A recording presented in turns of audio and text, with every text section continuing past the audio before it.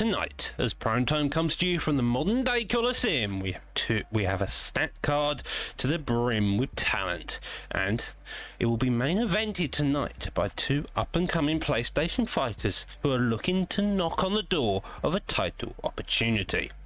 Enter Reapsy, a menacing kickboxer with a combination so fierce he stuns his opponents and sends them into a whirlwind of pain. His distance management is something to admire, and let's not forget about his will is second to none. Reapsy is looking to take the soul of his opponent tonight and lay claim as to why he's the next in line.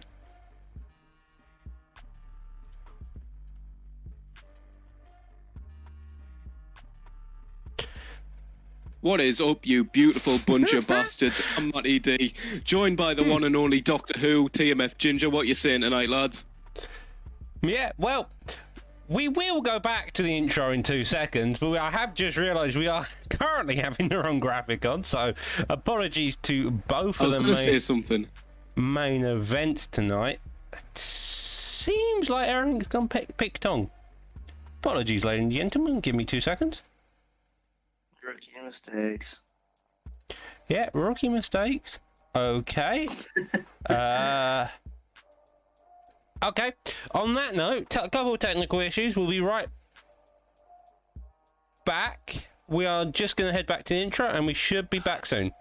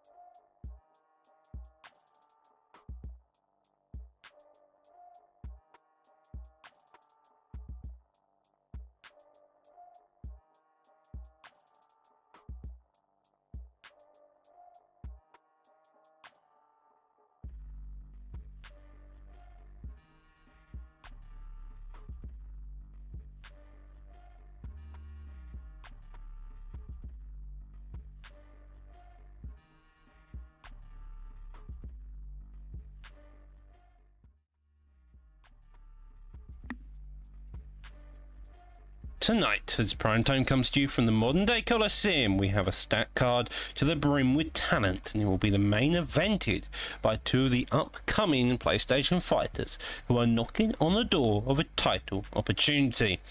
Enter Reapsy, a menacing kickboxer with combinations so fierce he stuns his opponents and sends them into a whirlwind of pain.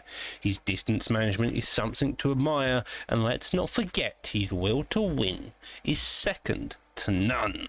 Reapsy is looking to take the soul of his opponent tonight and lay claim as to why he's the next in line for the strap.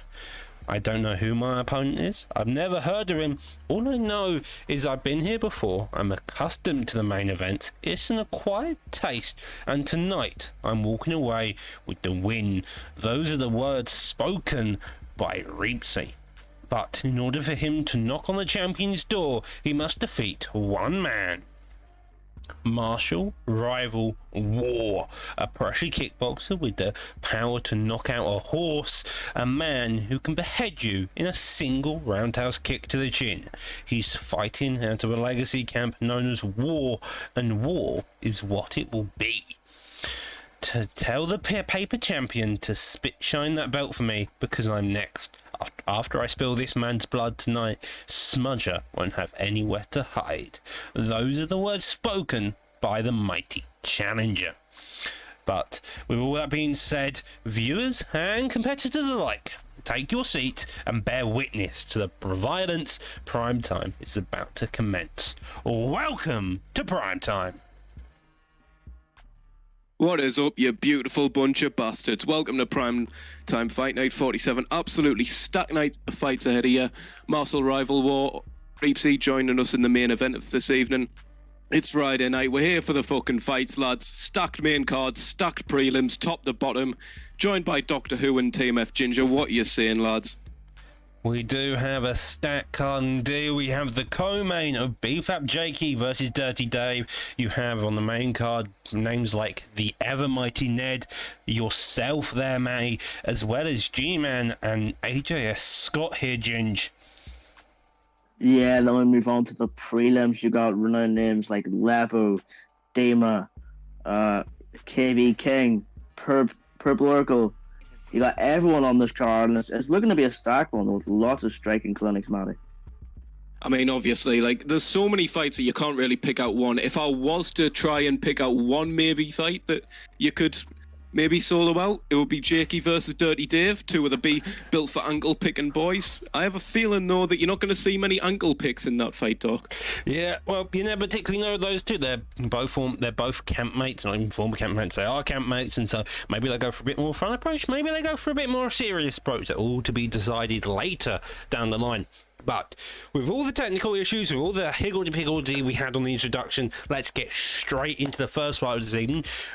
Speaking of BFAP members, we have one right up now. We have BFAP's Warbsy versus a relatively new camp, a slight slip-off from the EK side with SMB Fonty.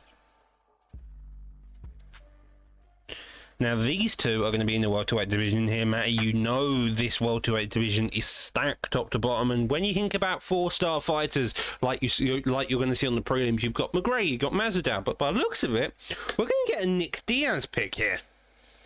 I think that's an interesting decision. Obviously, I'm going to guess that I'm going to guess that Conor McGregor was banned in this matchup by the looks of things, but Nick Diaz, that's a brilliant pick for someone like BFAP Warbsy. He's got BFAP Warbsy brings that type of pressure boxing style, likes to work your body, take you out slowly but surely. And I think that Nick Diaz is a perfect pick for that, Ginge.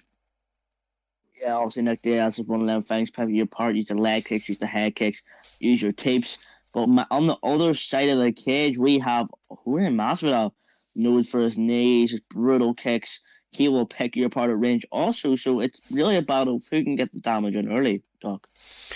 It depends. In terms of damage overall here, I definitely see it definitely being in the favour of Masvidal. However, Diaz can withstand a lot of damage. He does have a lot of that cardio ability, and so overall should be relatively good at dealing with the damage. It's just a question of will Masvidal be able to get it on early, or will he have to wait late down line? Because that is one thing Warbsy, as a veteran, is truly good at, is keeping his defense high and taking it into those later rounds to really punish your opponents here, May.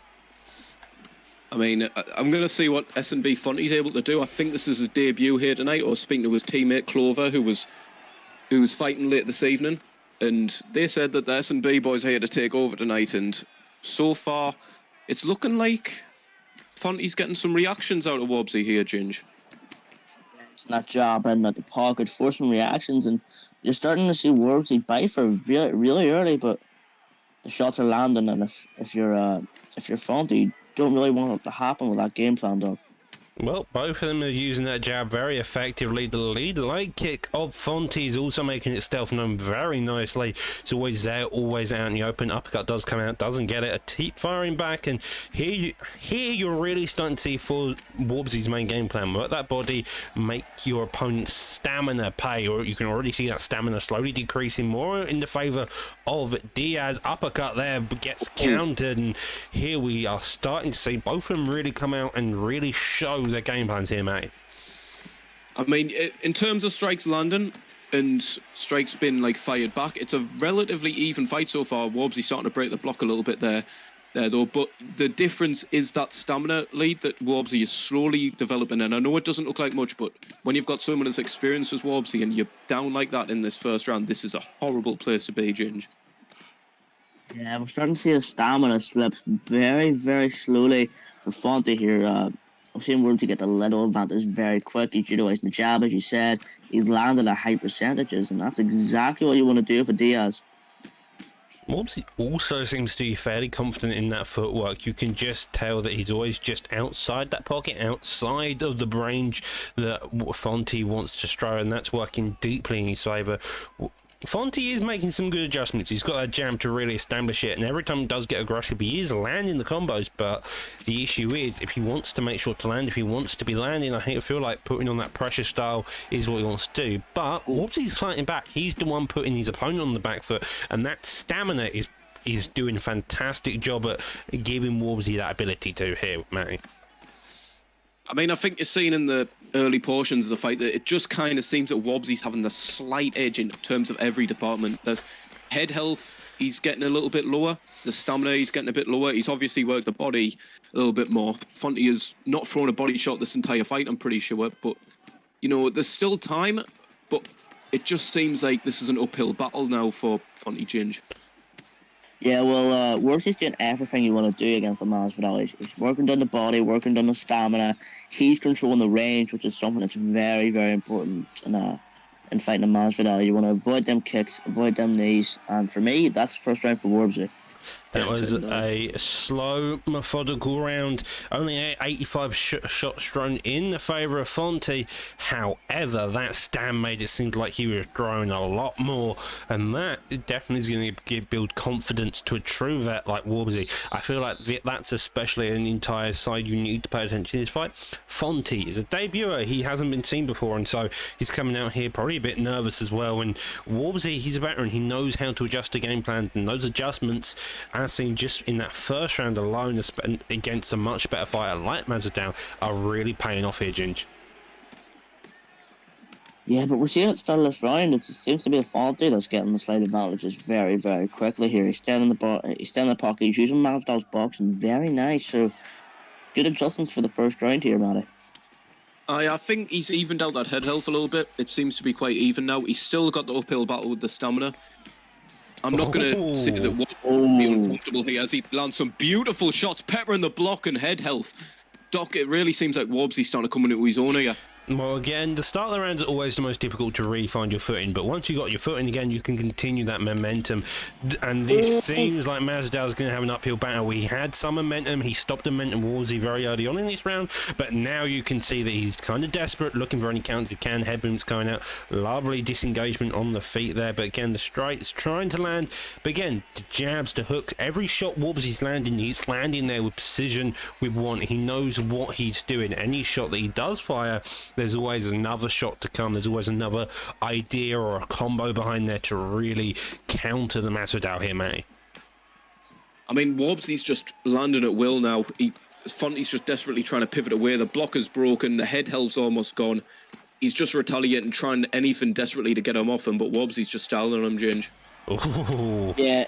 Oh, you can really tell he wants more. That's gonna be This could be it. Now looking for the ground and pound position. He's going to get the finish by the looks of it, and he does nice. so. Beautiful. That Beautiful. was how you box Ripper Diaz. You're slow, you're methodical, you are steady in your approach, and even against someone who has better stats overall, who typically you would give the advantage to, that's how you do it. And Wobbsy showed that his veteranness, his ability to adjust, to adapt, to know how to play the game, to work that stamina, May, is how you win the fight here. That fight was won in the first round in them first few exchanges where he was just peppering that body, working that stamina a little bit, and it was a typical Nick Diaz performance. Out cardio your opponent and box the fuck out of them, Ginge. Yeah, it really was. You could tell he wanted it more there. He was using a better game plan, but controlling the range, controlling what strikes he threw as well, and really it was just a breakdown of Fonte there. Yeah, Fonte just couldn't really find any fun, as you mentioned in the second round. He did look like he was gaining a bit of momentum, but again, Clover couldn't get it back. Now, speaking of momentum, speaking of stuff, let's get into the next fight of this evening. We're going to have Spooky Raw versus the ever mighty TMM Reaper, the guy who writes our intros, who's always about the place, he's a fun guy overall. He's Irish and he's done a couple of commentary jobs as well, and both of them are going to be fighting in welterweight, the same way as you saw before. This time though, I imagine they're going to go different picks. You've got Spooky, who's a grappler at heart, Reaper, who's an all-round nutcase and will take it anywhere he feels like here, May. You never really know what you're going to get with a Reaper fight. It's completely different every single time. You never just. He's got a mixed record. He's had some wins, he's had some losses, but he's obviously looking to come up big in a performance against Spooky Raw here tonight. Ginge, what do you think you're going to see out of both these fighters? Well, honestly, Spooky is the right guy I'm thinking about. We've seen him grapple before. He's known for his wrestling, and knowing Reaper and sparring from a lot of times, that is his weakness. So, but also he has amazing stand-up. So it's really just a battle of styles here, Doc. Well, with both of them being ESFL competitors, they definitely know the game through and through. I think pretty sure Spooky at one point lost an ESFL fight due to getting RNC'd by his opponent, which he was actually losing as well, interestingly enough. But anyhow, speaking of this, we have these two fighters. We have Reaper as McGregor, the true Irishman, and then we have Spooky taking on an interesting pick of Kevin Gastelum. Now, Gastelum's interesting. He's short, he's stubby, he's got a lovely jab, he's got some good wrestling ability, but that's about where he falls. That's about it. He doesn't have best of kicks. He's kind of got in terms of the health stats overall, but he's a viable pick nonetheless. But against McGregor, he's looking like he may get killed on the feet here, Ginge. Yeah, but you need to think about it vice versa too. If McGregor gets taken down, really, it's just pure game over if you don't know what you're doing. But also, you need to realize too, Gastelum's got that 95 chin. He can just eat this power of McGregor's. Not a lot of fighters can do, man. Well, Oh, that's a beautiful sequence to set up the takedown. Flicking, pouring jab into the single leg, pardon me. Reaper just trying to sprawl out of it. No luck in getting the reversal there. Takes the back. This isn't looking good for Reaper early on, though. well, we're only 40 seconds into this fight, and we've already seen a backside take, we've seen a sprawl take, going back up into the feet. Now we're finally up onto the feet. Gastelum may have a couple issues keeping McGregor down, but McGregor gets slammed back down to the mat. That's going to take a chunk out both their stam. Reversal into the side control. Spooky showing his true divergence in the way he grapples. Another sprawl position, does go for the backside. Instead, though, gets the up, get up. Probably won't stick him against the cage here. As you can see, lovely to know there. Could go for a giddy if he wanted to. Instead, does going to want the body. Now transition back around. Fairly active overall here, Ginge. Yeah, it's fairly active, but like I said at the start, Spooky's going to want the grapple. That's going to be his game plan from the start, and he's got the back now. This could be very dangerous for Reaper if he's not careful. I mean, I think that the problem that you're seeing here is Reaper's just so desperate to get back to his feet. Every single time he goes half guard, instantly sprawl. But I don't think he realised the dividends that'll pay to his stamina. as he's sprawling out constantly. He's getting his body worked, and right now, Spooky's just transitioning all over the place, just keeping it in control at all times, and it's cruising, and it's an easy way to win this first round, Doc. Yep, well, that's the way you like the grappling game to go, at least if you're the grappler. Cruising slow, steady, methodical, being patient, and that is the one thing Spooky is here. Staying fairly patient, letting his opponent take him wherever he wants to, but he's always the one in control. Lovely deny there, a couple elbows now firing out, does go into the backside again. We're seeing a lot of sprawl tonight, and I'm surprised Spooky just hasn't bothered to sit there and just work that body a shit ton, go back on the feet and then fire another takedown, maybe the idea, but instead though, gonna be a ground and pound, a minute left on the clock. Reaper's gonna definitely feel desperate if he does get back on the feet at any point here, Matty. I mean, he's gotten up to his feet, he's gotten up to that back clinch position a few times, but Spooky's just been able to drag it back down. Although, what's interesting to see, despite Reaper's desperation to get to the feet, he still has a stamina advantage, and I think that's because Spooky is just so committed to this quest of getting a dominant position. So he's looking for the armbar here. Don't know how much this is going to go. Nice. Probably. He looks like it's going to escape. He's also got 20 seconds left on the clock. The actual defense itself does look kind of sketchy, so maybe that's going to be something Spooky wants to hunt for later down the line. But with that all being said, that calls the end to round one here. Gastelum definitely taking on a more versatile approach. Only 2 shots out of 2, significant strike side for McGregor, 5 out of 5 as well. So 100% actually from McGregor would indicate that maybe he should be a bit more rabbit punchy on the ground, maybe build that GA, then look to take the full guard and then look to get up from there.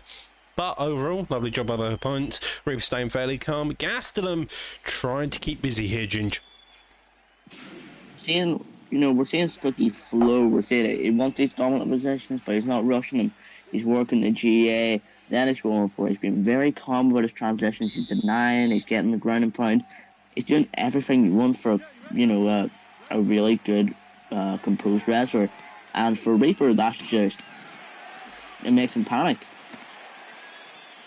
Well, I mean, it is kind of making him panic, but at the same time, no damage has really been done to either the stamina or the health stats during that first round. So if Reaper's able to come out and he's able to get his takedown defense adjusted, get his grappling defense in general just adjusted, I think you're going to be able to see that he's still very much in this fight, Doc. And if Reaper just gets Reaper to commit to coming forward, if he commits to punch him in the face, commits to just doing the damage when he can, lovely takedown defense, and that is what you want. If you end up doing more damage in this round than Spooky can do you on when he gets you down to the ground, you're going to have more success.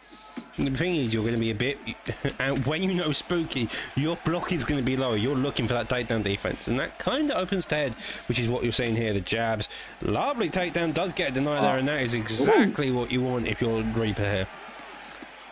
Yeah, but we're seeing Spooky at the moment outstrike. Really nice flip there from Reaper, but he's starting to outstrike Reaper, even though it's time McGregor. Reaper really can't let his striking advantage slip. Never mind, we're back on the floor again, boys. Now here we're seeing Reaper's frustrated. You can feel the frustration in Reaper as he's playing, and even when they were on the feet, the frustration and the constant pressure, the need, I need to get this guy out of here right now before I end up on my back again. It was opening his chin up, Doc. Well, Spooky knows that damage needs to be done, and so instead he's just going to rip apart McGregor's body. He knows that stamina's going fairly low, and so he's just going to work that body through and through. And now we're back up onto the feet. 2 minutes left on the clock. Another takedown could get fired off, but Reaper needs to commit to something. Lovely damage there, but the uppercut lands, and a jab and overhand follows suit.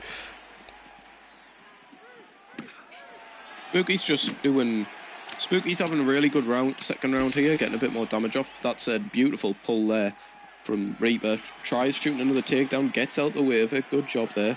Right now it's just kind of a bit of a stalemate. Nobody really wants to be the one going first, just feinting, head movement, kind of wiggling about there a bit. Ginge, what do you think Reaper needs to do to come back into this fight? First of all, he needs to force reactions with a jab, leave him at the pocket, waste down the stamina, make him scared to shoot. And if you want to do that, you want to be starting off your combos with uppercuts and preventing them from shooting.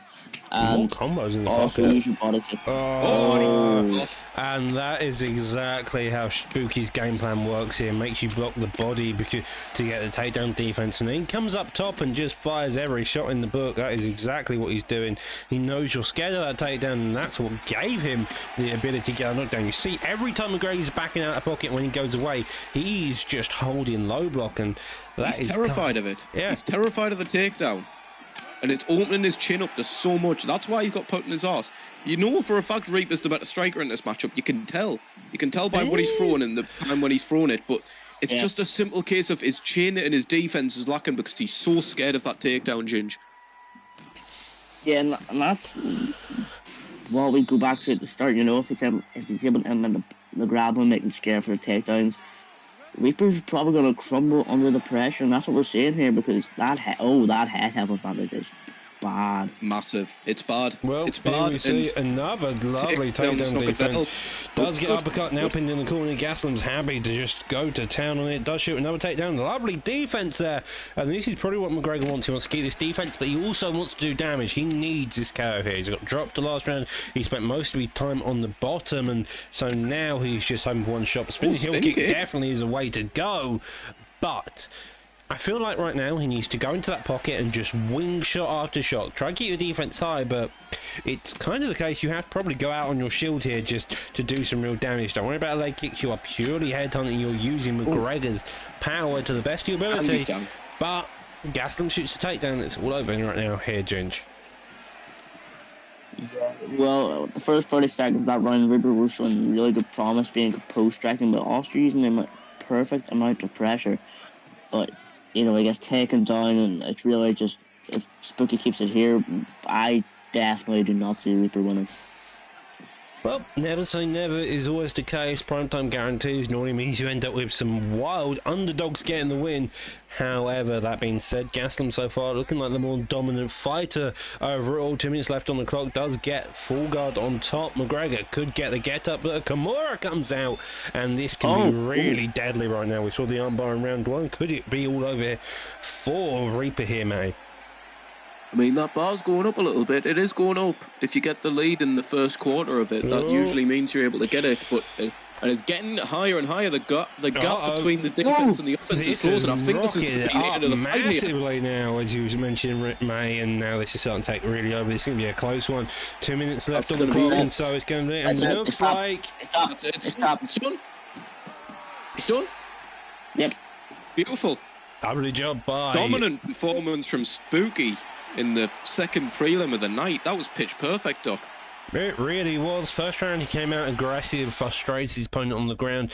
Second round, he went more on the feet. He used his opponent's defense against him. And then in the third round, he knew that as soon as that stamina advantage happened, he was just going to wrap up a Kimura. And that is the way it went. Fantastic job by both opponents. Condolences to Reaper there. Yeah, it really is a shame to see Reaper lose, but you know, if you beat Reaper, you're probably on your way up in the PS rankings, and we've seen cases of that before, Doc. Indeed, we have. And now we're going to move back over to the Xbox division. This time around, we get another SMB member, SMB Clover versus Hasboys. These competitors will be fighting in the bantamweight division. Clover, typically known as a pressure striker. I could be wrong in my take on it. Hasboys, I believe, is also a striker. So I'm expecting a striking matchup. However, looking at the pick we seem to have, Jimmy Rivera versus Henan Brunau. I think I'm pronouncing that wrong. I may be incorrect here, mate. That'd be the one. Yeah, there you go. Hasboys, Jimmy Rivera. That's an interesting pick for a someone who's been known as a flashy striker before. Henan Barao, S&B Clover, from my experience, has been a back foot grappler. So this is kind of the opposite of what I would expect them to be choosing the other picks here, Ginge. Yeah, but it's also just unique picks in general, because normally you're going 4-star, you're seeing Song Yadong, Sean Malice, Cody Garbrandt, but no, you're seeing Renan Barrows and Jimmy Rivera's here. Gotta love the diversity. You gotta love the diversity in the picks. Yeah, it's like a nice refresh. Here we go. S&B Clover looking to make it 1-1 for S&B tonight. Said he wanted a big night for the camp. Sadly, has not gone their way so far. Good performance. The win and losing effort by Wobbs. Wobbsy. Fonty in the opening prelim of the night. There you go. Touch your gloves to get us underway. Doc, do you think Hasboys is going to look to shoot with Jimmy Rivera here? I mean, it's a completely optional pick. However, Jimmy Rivera, the man has hands. If you land him completely, the hands, and the person to shoot first, it does seem to be Henan Brunel. He's the guy who wants to put the wrestler on the back foot, shoots a takedown, gets it straight down. Completely different outlook than I was expecting. You did say that expect Clover to be a walking backwards takedown. Oh, an instant reversal. Jesus. Yeah, the reversal was definitely there. Now you got Rivera on top, and this could all be it if you're not careful. Got to keep that defense up high, especially when you have the likes of Jimmy Rivera looking to put the ground and pound damage on you here. Goes to the backseat and take. Does get it, Ginge. And it seems like we may be playing roly-poly games tonight. Yeah, it seems like they're doing a game of Twister on the ground here because they are flipping all around the place. Nice deny there from Hasboys. Does get the reversal there. Could go for a gilly. Decides not to. Instead, though, feet on hips. Hits fake. Now we're trying to build a bit of J. Got a bit of ground and pound position. Blocking there on the two hooks. Still got a lot of time to work overall, but neither one can seem to hold the dominant position here. And by the looks of it, we're going to maybe just see these two kind of end up in like a full guard, not really doing much, but trying to all at the same time here, Matty. The way I see this, they might as well just get up to the feet because it's only a matter of time before one of them gets reversed. They might as well just try and see what the crack is on the feet. Maybe we'll see that in the second round. But right now, Hasboys has taken that dominant position and now he's getting denies and side saddles. So maybe I was wrong. Maybe we are starting to see the dominant grappler come out here. Well, as you we got another one.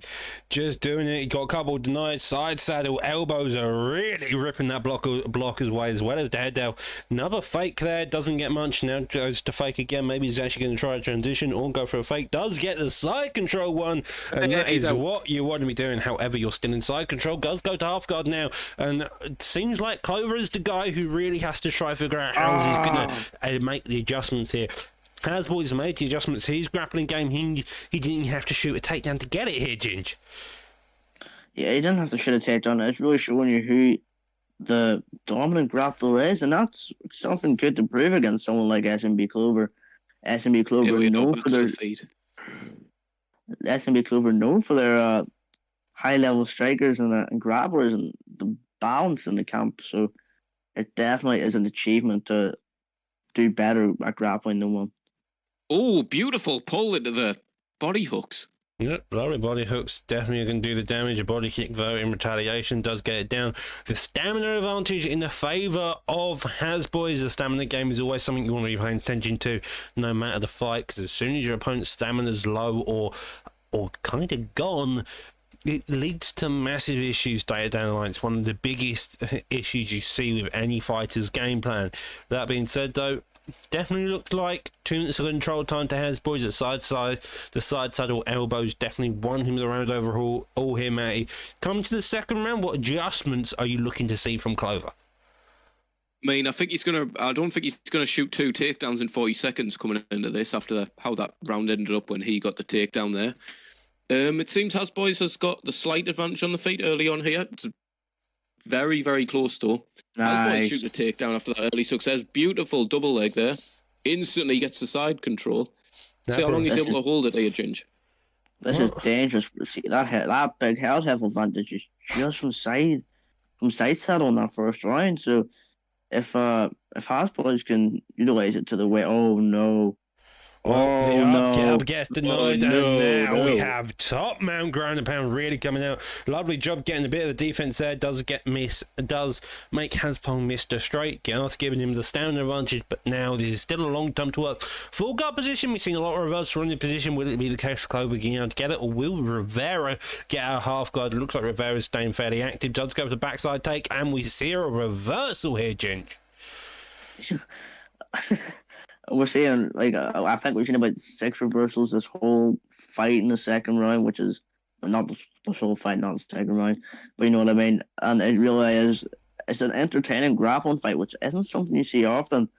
We're seeing nice ground and pound strikes. We're seeing nice denies, nice GA builds, and it's all very constant. Well, goes to backside, gets a get up, and then drags him back down. Maybe he's going to look for a top mount position instead. He does so. Hasboy's just got top mount less than a minute ago. Now he's the one on bottom, but instead he manages to get out of it. Doesn't get any time to get any damage off. The Knight inside control. Clover's having some real difficulty just getting any around the place, and an arm triangle attempt here does look fairly competent, but again, with not much stamina deficit, this is very tough sub overall to get. You more likely to end up in side control than full guard than side control here, man. I think the mindset of SMB Clover right now is, I want to control the rest of this round, win it, so that it's 1-1 going into the third, so he's not fighting a 2-0 battle going into the third round there. I think that's his train of mind gone into this, and right now, he's not overly hunting any dominant positions like there. He's just putting on triangle. He knows that he's probably not going to get it, but he's just riding out that control time. Has he won the round, though? Sorry to cut you off there, Jin, but has he won the round? This is, as you mentioned, he seems to be playing this very slow. Seems to be. But I don't know. What was the early moments looking like? Like, on the feet, Rivera's winning. He did more damage, in my opinion, and this body damage isn't going to do much overall, I don't think, and that's kind of what makes me think that Clover trying to push this round out to his last bare minimum of 20 seconds to just creep it out isn't going to mean much, and if anything, it's going to add fuel to the fire of Rivera. He knows for the fact that Clover's just going to slow it out as soon as he gets the advantage, and so coming into this next round, I'm expecting the Rivera to come out hard, come out fast, and play a really aggressive game here. Yeah, Clover. I would say it's Clover. Logic would dictate, however, the judges are peculiar, you've got to admit here, Ginge. Judges are very bipolar when it comes to grappling. We've seen a lot of very dodgy decisions from grappling fights. Brings me back to me and you, Doc, remember? Yeah, well, I remember losing countless fights to you just because my grappling apparently wasn't up to par. However, speaking of grappling, the takedown gets shot, uppercut gets swallowed suit. Rivera trying to put on the pace. He knows that if Clover gets this on the ground, he's going to just pitter-patter him with shots, it seems like. And so if he can do the damage early on, if he can win on the feet and then get it taken down a bit later on and just have that bit more success, Hasboys has a chance at winning here tonight. It's a tip for top game, and whoever manages to tip just over that line a little bit and get a rock or a knockdown is going to win this fight, because it's such a you go, I go type of a fight where if somebody gets a knockdown, you're probably not going to see another one before the end of the knockdowns. Commentary curse comes out. Hasboys gets a lead hook get led into, and that got the knockdown. Hasboys is going ahead. He has got this round secure, but however, you got 3 minutes left on the clock here, Ginge, and it's still all to play for you if you make the assumption it's 1-1 going to this round. So far, it's 2-1 in the judges' favour. Who knows? Uppercut does get counted there as well, Ginge. Yeah, we're seeing some very nice striking awareness from both of these guys. Both seen as a grappler tonight, but definitely not afraid to show what hands they have. We're seeing nice defensive awareness from Hasboys, know when to throw, how to throw, and how to evade. Whereas on the other hand of Clover, he's controlling the range, he's controlling basically everything else that Hasboys doesn't control in, and it's a very even striking fight here, Matty. I mean, it is an even striking fight, but that's not going to help it. It's either 1-1 or 2-0 Hasboys coming into this round, and Hasboys has got that knockdown, although he hasn't got anywhere near really the finish with it. He's riding out to a decision, and right now he's just kind of circling away. He's minimising all the damage, countering off the shots, just give him something to worry about so he's not running forward, block breaking him. Right now, Hasboys is comfortably winning this fight, Doc. Yeah, well, he's playing the game Clover did in the second round, just on the feet this time. Clover was slow, he was methodical, he was just doing enough to win the round, to edge it. Hasboys is doing the same on the feet. He's doing enough to poke, to prod, as you mentioned, just to keep Clover off him, and that way he's just winning the fight here, Ginger. He has got to be careful when he does engage, because by the looks of it, he is getting clipped somewhat, but we're a minute left on the clock here. It's looking like Hasboys has secured the fight. Yeah, it was a very nice fight from the beginning, from the bells. Obviously, at first, oh my God. A little bit of bottle head in. Uh-oh. Oh, but a lovely pullback. Guest under gassing out Swinging there. and banging in It's the a final minute. Well, both of them have got a stun each way, but again, Rivera is the guy with the knockdown, trying to really play the aggressive game, block breaking galore. Maybe a takedown is being shot.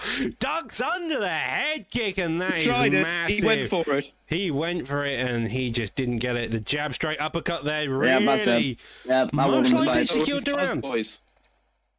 I'm sorry, I'm not gonna. I rely on the UFC judges. That's definitely a win for Hasboys there, Ginge. Yeah. Just a very nice game plan from the start. Won the first round. Might have used the second round to calm down, get aware of himself, figure out what to do for the third round. And yeah, Hasboys well-deserved secures position that win. round. That is no surprise. Maybe we get to look at the Wanna see fight statistics. maybe? Show us the Possibly. cards, maybe? Maybe. Pretty please. Pretty please. Maybe. He's hovering on it. He's hovering on it. Oh no. Please, Oh, yeah. please, Well, please. Whilst we see if these two do switch over, just an analyst of that fight, you had the first round. Clover was the first guy to shoot a takedown. He expected to have the more grappling advantage. Turns out, though, Hasboys had that ability. And so, then you had the second round in which... Hasboys really tried to take over on the feet, but instead Clover made the adjustments. He was the guy on top, and he held that top position, won the round. And then in the third round, Hasboys got the knockdown after a wrong slip of the head by Clover, and then rode out to a decision from that point onwards there. I mean, Clover's got nothing to be ashamed of. He went for it. He tried his very best in that final round, but I think it was just clear that Hasboys had that slight little bit more on the feet, Ginge. Yeah, you can kind of tell it was a bit more composed, a bit more knowing what to do in that fight, and it really showed in the win. But moving on, what do we have next, Doc? We have K4C Perp versus Limit Relate Replacement after Perp's previous opponent sadly got stuck up a tree. I think he may have lost his glasses at the same point, so he may be blind and stuck up a tree. Sometimes that's the way it happened. I think he was also looking for a bit tiramisu. He got a bit peckish, but that's his old opponent. His new opponent is the ever mighty Limit. He's typically a McGregor player to some extent, was formerly Xbox at the very start of Primetime, now has come back looking to showcase off his abilities.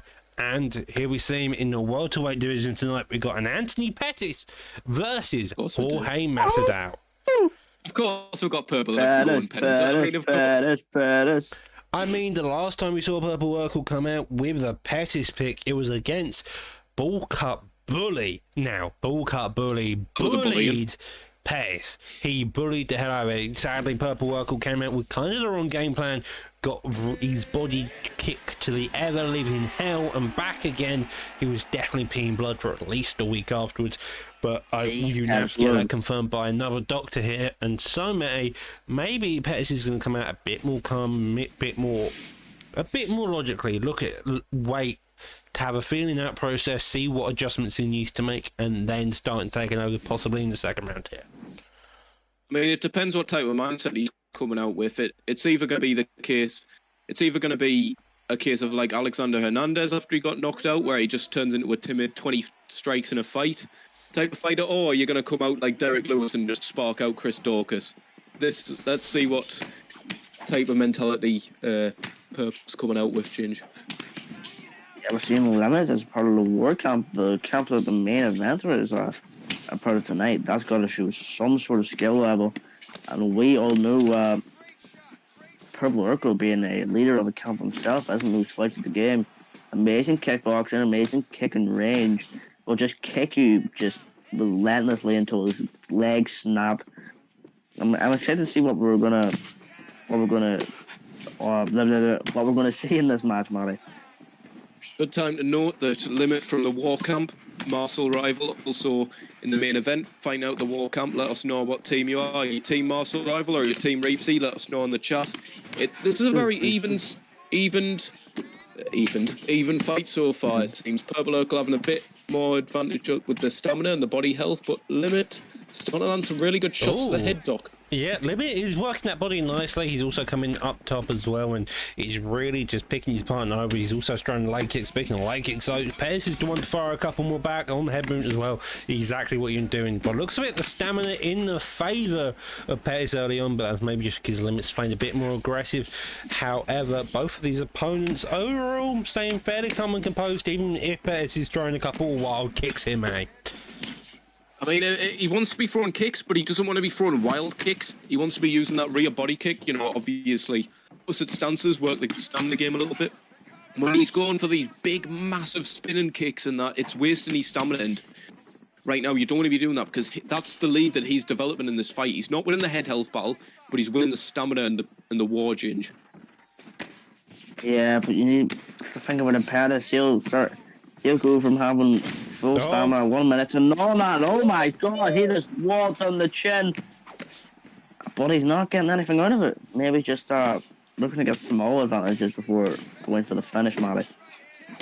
Purple Urkel showing up in the bright lights tonight, just firing away them spin kicks, but he still has a significant head health disadvantage after all of them boxing combinations to the fucking Fiesta. He does. Lovely Yes. flying knee there.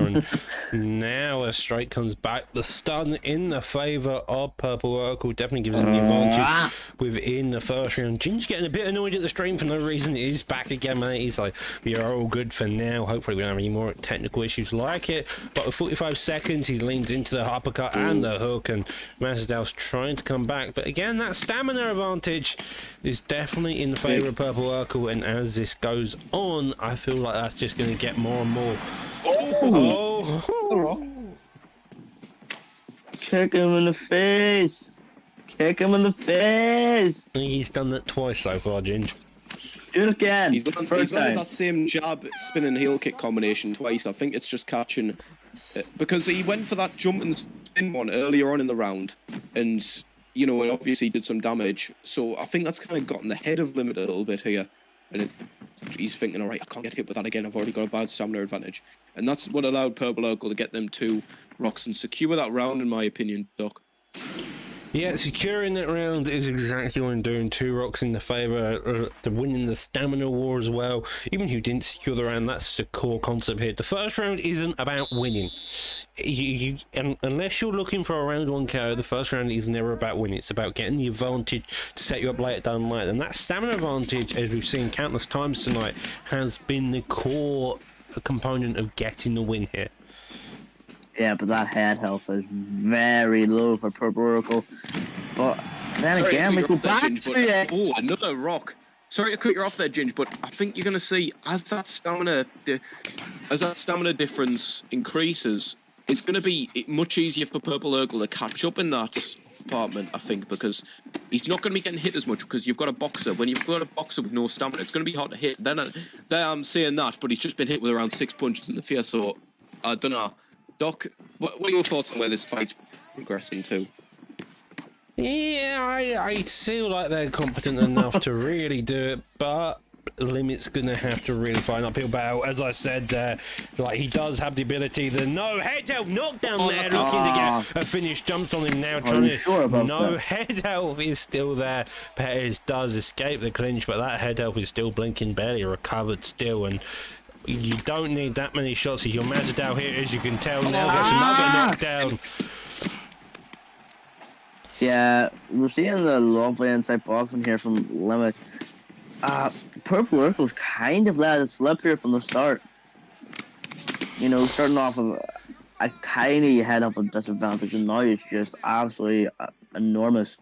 So I would say 1 straight would be like very close to a stun. Very nice slip, but doesn't land all of it, Matty. If I'm Purple Urkel right now, I'm just running away. But he lands a beautiful rock of his own. But the thing is, the difference is when Purple Urkel gets a rock, he doesn't know what to do to follow up to get the knockdown afterwards. Limit knows exactly what he needs to throw and when to throw it, Doc. Well, he gets it there. Like Doesn't follow it down, and a slip hook there, an uppercut follows suit, and hardly body shot. But again, that doesn't mean much. You can't get the knockdown, and like, straight there does get clipped there. Straight uppercut there as well. And every time like these two end up in a boxing exchange, I get a bit concerned just because the head held. There you go, uppercut. That's it. Now. Top mount, Nope. looking for the ground Ready? pound here position, trying to get through that block. Don't That's it. just surviving, That's it. does get the hook. That's it. Getting the finish. Limit dug It deep. He wasn't came up. flawless. He had to dig deep for that, but what a performance in the end by Limit, Ginge. Yeah. For what a comeback, can I just say, from getting like dominantly beaten in the first round to coming back and just boxing the absolute head off Purple Oracle, using his shots at the perfect range at a perfect time, using his pressure to just a perfect amount. Everything was just perfection in that second round, Doc. Yeah, it was perfection through that second round. Really was Limit's round, and he showcased it there, getting more and more aggressive, getting better and better as each second went on. With that, though, that was a PS, right? We moved back over to the Xbox division. We have KB King versus LW Nige. LW Nige being a late replacement to fight KB King. These two should put on a hell of a war.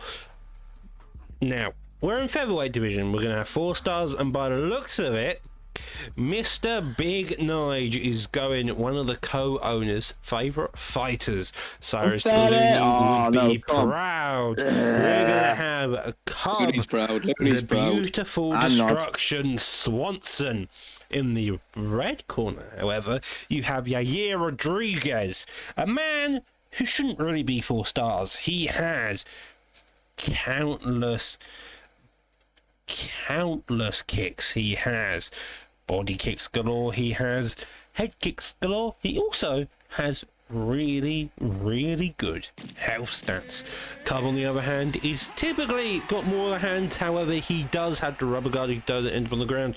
So overall, these two are going to be a fun fight overall here, Ginge. Yeah, obviously Nige, a former Xbox title contender, and KB King, very good at his slip hooks, knows exactly when to time him, knows exactly what to throw at what time. Very good defensive striker, Matty. Matty seems to have gone to the moon for 2 seconds. He is I'm dead. back. For the truth. Yeah, he went up a tree and came back. It's fine. Yep. He's the only one to Ran a escape rope said pie, tree. got me mince pie, and then came back. Yes. Mince pie. Very- It's like Ooh. May. Nice, just dashing forward right now, landing combos to the face of fucking what's his face? KB King. That's his name. Pardon Yeah, me. well, KB King trying to already play the aggressive game, but Cub Swanson is coming out here. He's already playing very nicely. Couple of pitter-patter shots in retaliation. Just a lovely jab getting established. Front kick does get blocked there, and looking for the pullback galore. KB King trying to do it. Nearly, I'm expecting one of them just to throw the spinning heel kick right after that head kick. That's what I'm concerned about too, because they're both open about it whenever they miss. So it's a matter of who hits it first, because they're both throwing the blocks when they miss. So it's really just a race here to who can pull it off at the right Oh, range nice first. body hook there. The block is going KB King down for having some Nige. really big success because Big Nige is just refusing to walk backwards right now, Doc. Yeah, and that's kind of the issue. If you don't roll backwards, you're just going to get piece and piece. But that also has a deficit of you're willing to throw more, and sometimes that means you end up with less stamina whilst doing less damage at the same time. And the footwork, there we it is. go, the Tadpole special. you We go. were talking about landing that cleanly, and now with 2 minutes 40 left on the clock. Maybe this will go in favour of Cub Swanson, but who's particularly sure at this point? Neither of them really wanting to take a step back. Front kick there does land. Looks like Cub Swanson is having a bit more success catching in beautiful between. straight. But he gets he knocked gets it down. off. Death kick keeps him up, and now, mate, this is a dangerous position to be in. I mean, there was Nah. a head health advantage for Nige earlier on, but it's just completely gone after that now. And right now, he's fighting a very tight battle.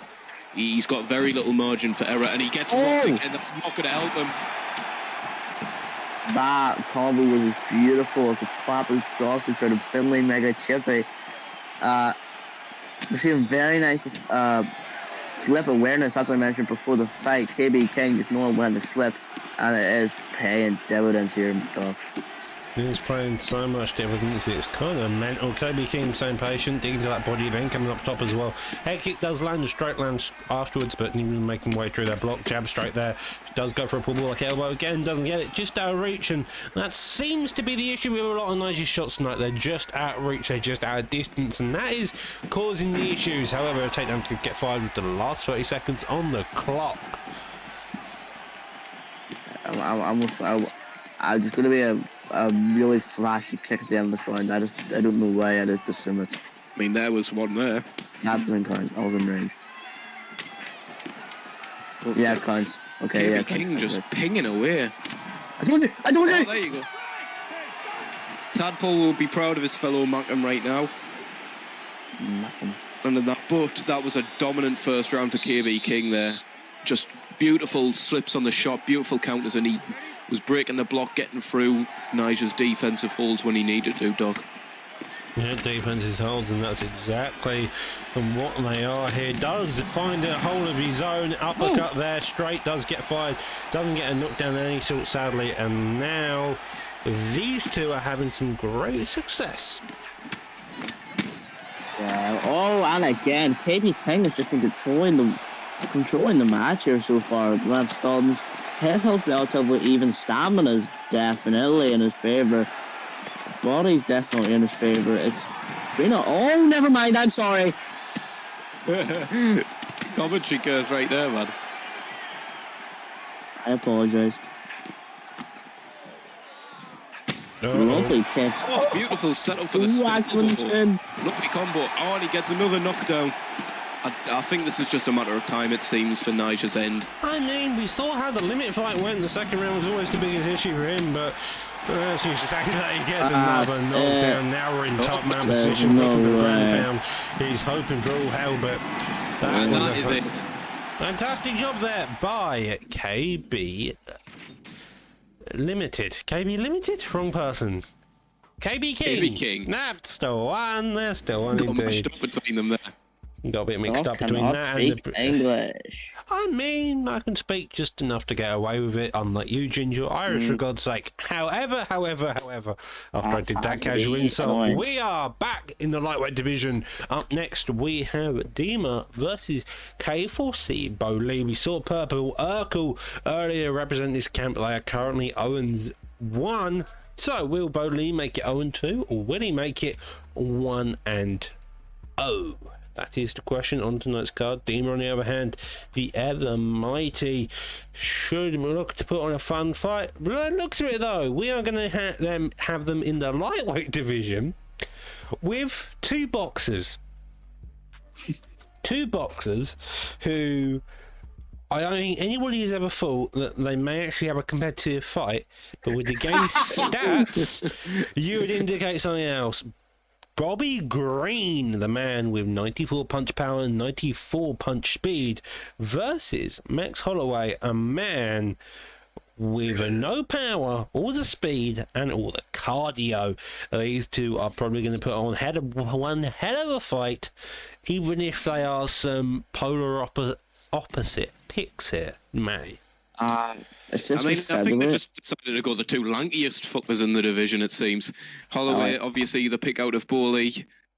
Bobby Green, he's not a bad pick for this weight, you know. He's got some power in them hands. He's got some good boxing. He's a really good 4-star. Like, genuinely, he's probably one of the better 4-stars. I think you could argue that he has some competition against a massive down at this weight, I would argue, but that's anybody else apart from me to argue.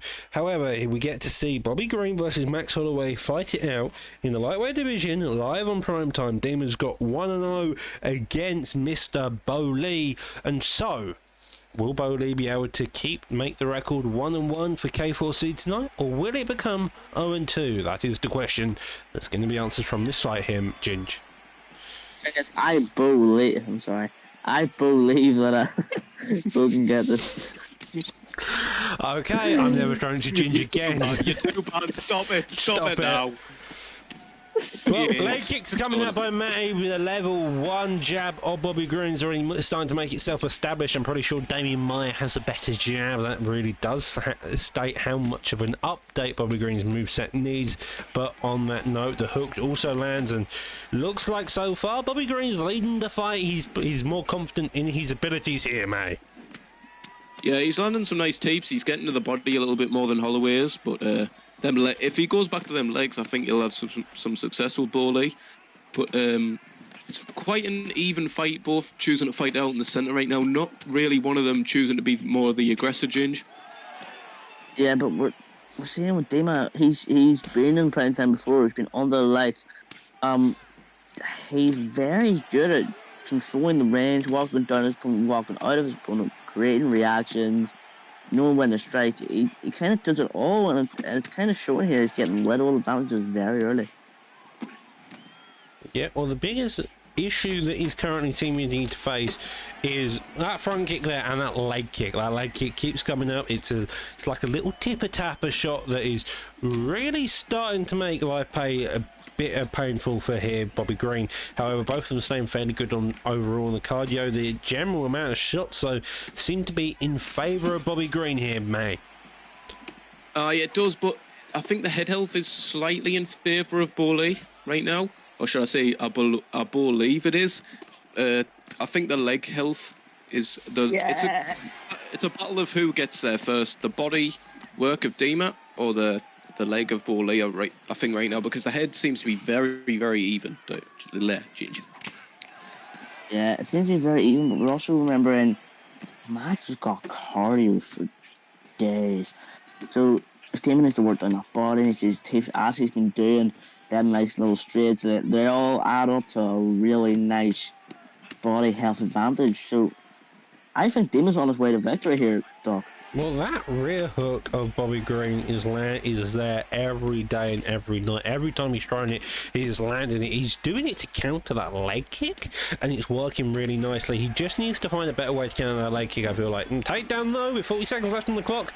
That's a wild move. That definitely isn't going to win you the round, I don't feel like. But here we see ground and pound position, trying to get a bit of damage off. Does get a reversal here, and now Bobby Green can do some damage of his own. I think you should have postured up there rather than going for the side control, because I think the posture might have got him a bit more damage. Quite possibly, but instead, though, gets to deny there, gets to work the body a bit more, and could go either way, could argue either one. But now the question is, can Bowley believe in what he's doing here? That leg kick is something to be wary of. That leg kick is definitely working in his favour, but the issue is, Demas drew 134 shots that round.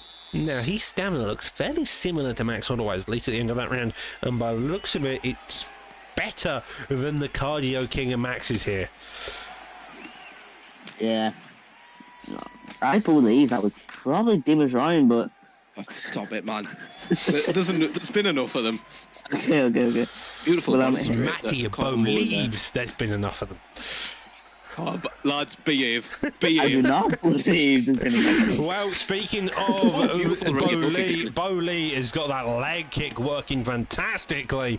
Now it's really starting to come out. However, Bobby Green, that rear hook, the head health overall is working fantastically as well. Both of these have different plans, overall game plans, and both of them are executing them in styles. It's more the case of whose game plan's going to come out quicker. Will it be the leg kick collapsing, or will it be the chin held Max Holloway's? As you can see, another rear hook lands there, starts getting really invested in that combo. The body kick, a leg kick check there as well, and this is looking like it's going to get more and more desperate as Max Holloway continues here, May.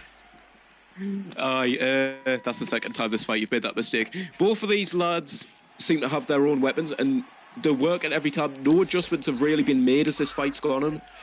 Bobby Green still having a lot of success going to that body. The leg is now flashing of Bobby Green because Max Holloway's just been working it so well. But that rear hook is still money. The head health of both of them, it's fairly even, and I think you're going to see one of them go down within the next minute, Ginge. Yeah, he probably will. The head health is getting very low, body health is getting very low. To be honest, I think Demon's probably going to be the first one to drop him, but it's really anyone's game here. We're seeing really, really nice range management from Demon, and I think that's what's going to get it. Dima is playing an excellent job with Bobby Green. He's keeping it pure, simple, using the jabs as straight as lead hook. He isn't getting over aggressive. He isn't getting overly anything really. He's just staying technical, staying patient, looking for the slight shots, looking for the counter shots, and that rear hook again comes over the top and again over the top, and that block is now starting to get overcommitted. Double jab there and a lead hook there. The leg kick finally comes out. That's the biggest shot of them all here. That leg kick has really reduced the power of Bobby Green. Now they've got a minute 20 left on the clock, and it's kind of the case whoever wins this round has got to then probably survive the third round. If Bobby Green wins this round, which is looking like he will do unless Max Holloway gets a knockdown, he has just got to survive the third round. If Max Holloway wins, on the other hand, he's got to come out like a victor. The body's gone. Oh, it's looking like it's going to be a green fight through and through here. Could be curtains. One of them's going down in the third round. I'm telling you, one of them is getting knocked out. Could be either one of them at this point, Ginge. No, it's going to be Bowley. I'm calling it. Calling Mystic Man. Ginger Bowley will be getting knocked down in the third round. I was going to say that later. Oh, and that's a lovely fly near the end. Doesn't get the landing. Instead, though, gets a stun there. Bobby Green is looking like a technical master. Looking like to put... I'll restart that sentence. Bobby Green is looking like he's going to put on a technical masterpiece for 3 rounds straight so far, and now we enter the third round. Will Max Holloway be able to put on the adjustments, or will Bobby Green come out, use that jab, and start using that rear hook again? Does switch stances though. Evidently he knows that leg is compromised, and he doesn't want to risk it getting killed anymore here, mate. I mean, he's still in this fight, but... I mean, pardon me, Bowley's still in this fight. It's just a case of that body health. He can't get touched. He can't overcommit with anything that he throws. He's got to be short and simple, or else that body's going to get punished to fuck, Ginge. Yeah, it really is. Because look at the stamina difference for a Max Holloway against a Bobby Green. Bobby Green, he's got a really, really big stamina disadvantage, and but as we've seen with the purple local limit fight, it doesn't matter. Maybe it does. Maybe it does. Well, I mean, the stamina advantage is just giving him the edge in all of these exchanges. Yeah, and it's also the fact that the power. Oh, that massive blow! The spinning back fist has definitely put Bobby Green on charge. Ground and pound looking like it's going to be a bit deadly. That's a risky bit of ground and pound overall. That's a fantastic job there by Holloway. Puts him up this round. However, he's got 2 rounds to gain back here, Matty. He needs a finish. I mean, did he definitely lose the first round? I'm pretty sure he did. I can't remember. Like, Yeah, all right. He needs his finish, but right now we've just got Bobby Green on top of him, and it's kind of dodgy right now because he's got to make his way to the feet within 2.5 minutes, and he's got a stamina disadvantage. So this is going to be a really, really hard one for Bowley to pull it off. But Bowley and Bowley. Well, armbar attempt there, and now he gets back up onto the feet. Bobby Green believing that he can put the pressure on Bowley here. 2 minutes left now, and a body kick gets fired off. The body is constantly jeopardized every time he fires a single shot, so maybe he's going to dig down more, maybe he's going to stay patient. The straight though lands, and this is looking like Bowley's going to be out of this. I believe this is it. Ginger really rushing in to make that joke, and now now both of these opponents just trying to find any last shot they can. Bobby Green knowing that the pressure isn't needed, he just needs to find one shot as long as he stays patient here. I believe he knows that the finish is coming. He knows it's coming within the next minute. He just has to be patient and look for it. If not, he'll get the decision. The no harms do, just a few less points. I do have to question the sanity of Bowley here, because he's going for takedowns and clinches while he's 2 rounds down. Probably one of them controversially could be a 10-8, and man's going for takedowns. Round could be a 10-8. It's an interesting decision. But I don't agree with that personally, but... Ginger having some weird analyst viewpoints that definitely are perpendicular of an MMA judge. I believe with 5 seconds left, a cartwheel kick gets fired, a head kick fired off, and that is the fight. Bobby Green put on a technical masterpiece. But the question is, has Max Holloway won a round or maybe won the entire fight according to the judges here tonight? I believe that's a 30-27 win for Jesus Christ, Bobby let's Green stop there. with the jokes. I also believe that. And I believe this fight should be over and done with Bobby Green getting the win. Yeah. Bo Lee Makes sense. evidently didn't believe in himself enough, and that meant that Dima has managed to get the win there. Congratulations. That being said, I believe. I'm going to quickly tune out and go get ready for my fight. So I'll be back soon, ladies and gentlemen. Good luck, Matty. Hope you get knocked And out. so, Masme goes to go get ready for his debut main card fight of this evening. We're going to switch over to the featured prelim fight of tonight. I'm joined by the ever mighty Ginger. I've been your Hola. I've been your host, the Doctor. And let's get on to this fight. We're going to go into the middleweight division. Aleppo is a true veteran of the game. He knows every aspect. Evo...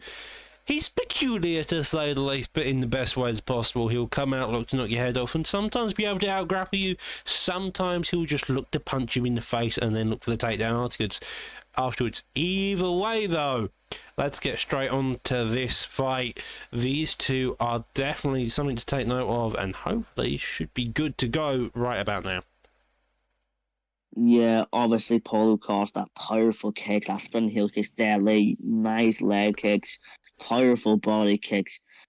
On the other side, he only has the self-proclaimed best Nick Diaz on the game. Lapo knows how to Kimura you, grapple you, clinch you, punch you, kick you. He can do it anywhere, every place. So I believe this is all for grabs here, Doc. I do agree. Anything's up to grabs here. Both of them have the ability to play any game they want. It's just going to be the question of who's going to be the better one, the better idea overall. So, that being said, these two are going to have a fight and a half. They're going to have fun. But let's see how it does here tonight. So, Dan Moriarty as the main champ on tonight. We are going to have some fun. Out there, Nick Diaz out in the open. I thought he was going to get punched. I mean, it would be a Nick Diaz style, to be fair. Does Mr. Leg their body straight follows suit? No, and knee also follows suit. It seems like Lepo's just happy to work, be patient, just stay calm and composed. Yeah, it's staying composed. Like we've seen with the first Nick Diaz fight, use of them tapes is very, very crucial in how you play Diaz. His tape really, literally makes or break his beautiful, composed kickboxing style. So, Lepo showing what he is to self-proclaim best Nick Diaz on the game. I mean, he's got probably one of the best Nick Diaz's overall. You did see Warbsy come out with Nick Diaz early in the welterweight division, and that had some success there. A couple of straights there as well, and Costa is trying to come back, use his power, but so far Nick Diaz is having more success as he lands that massive overhand there. Yeah, we're seeing that straight lead for the block all the time. Lepo's just timing it and setting it up perfectly. Whether it be just a jab, lead hook straight, or just straight lead hook straight, it's always landing flush at the end of that combo. Yeah, he's having some massive success with how he's landing. The head kick does follow suit. Grappling down there, and now we see a takedown. 2 minutes left on the clock. He does get up though, and Lepo either needs to find another takedown spot or needs to play a bit more aggressive on the feet. Who particularly knows? Leg kicks are being traded either way. Jab straight there, slip straight there, try and get landing, but a leg kick lands there as well, and another of those beautiful jabs lands, and seems to be the case that Lepo isn't really having any adversity in terms of his offense. Evo's defense is having a lot of issues. Oh, disrespectful. Lepo showing up in Lepo style, aiming with his opponents actually pushed him to the face. One of our very nice personalities here in Primetime Dog. Yeah, and another leg kick follows suit. Body kick there. Does get the double leg kick there as well, and Evo really needs to figure out some pattern here. Does do it again, digs down to the body well, digs down again, uppercut straight there, and now we go for a hip toss. Oh, Diaz nice. is got top position, only a limited time left on the ground though, and so Costa really needs to figure out what he's doing. He hasn't really committed to any type of game plan either, and that's kind of been one of the biggest issues I'm finding, that Costa doesn't really know what he's doing, and so Lepo has had a fairly easy time overall just committing to shots, finding homes and playing this aggressive game. Yeah, Left was really controlling this fight. Would it be on the Oh, never mind. I'm sorry. I am very sorry. Commentator's curse, so why is it always me? Commentary curse is always a fun time. Pablo G? No, that's the wrong person. Paulo Costa. Pablo? Yeah, Where'd you evidently. get Pablo from? Well, don't know. Paulo Costa, though, gets a bit of top position at the end. However, as you can see, the stun from the spinning death kick by Lepo had a lot of success there. And so, we go into the second round. The adjustments need to be made by Costa here to really adapt. Lepo, on the other hand, seemed to have fairly good overall ability here, Ginch. Yeah, Left was... I'm going to say it, and he's probably going to get knocked out in the first 10 seconds here. But he really is controlling the fight. Control range, control if it goes to the ground, if it stands up, well, range, if it does stand up. It's really just him controlling it, but I mean, at least Evo wasn't getting pushed around the ring. Oh, But it's that not much knee better, rolling I'm did sorry. massive damage. Lovely defense there, uppercut there straight as well. We drew a head kick, it may have had some success instead, though. It does go for that. Instead, doesn't get it. Both of them landing on each other's blocks. The block, though, of Costa is struggling. Only just managing to hold on there, saved by a taunt, it seems. A spinning death kick doesn't get a KO, but does get the push down on, and now we may see a stack guard position here looking to produce some damage, but instead, though, Costa managing to keep it on their feet again. Both of these guys are just going wild at each other, playing such an aggressive game, but neither really abjectively committing to shots here. Yeah, it really is just whoever gets lucky here first, doesn't it? While Level is controlling the fight, he isn't getting a lot more offense that Evo's getting, and he's got the head advantage, stamina. He's got all the little advantages, but he could have a lot more if he put on the extra pressure, Doc. Yeah, he could. Does get the elbow there and hook there, double jabs, and then with 2 minutes 40 left on the clock, both of these guys are... What the fuck? Okay! Oh my god. I'm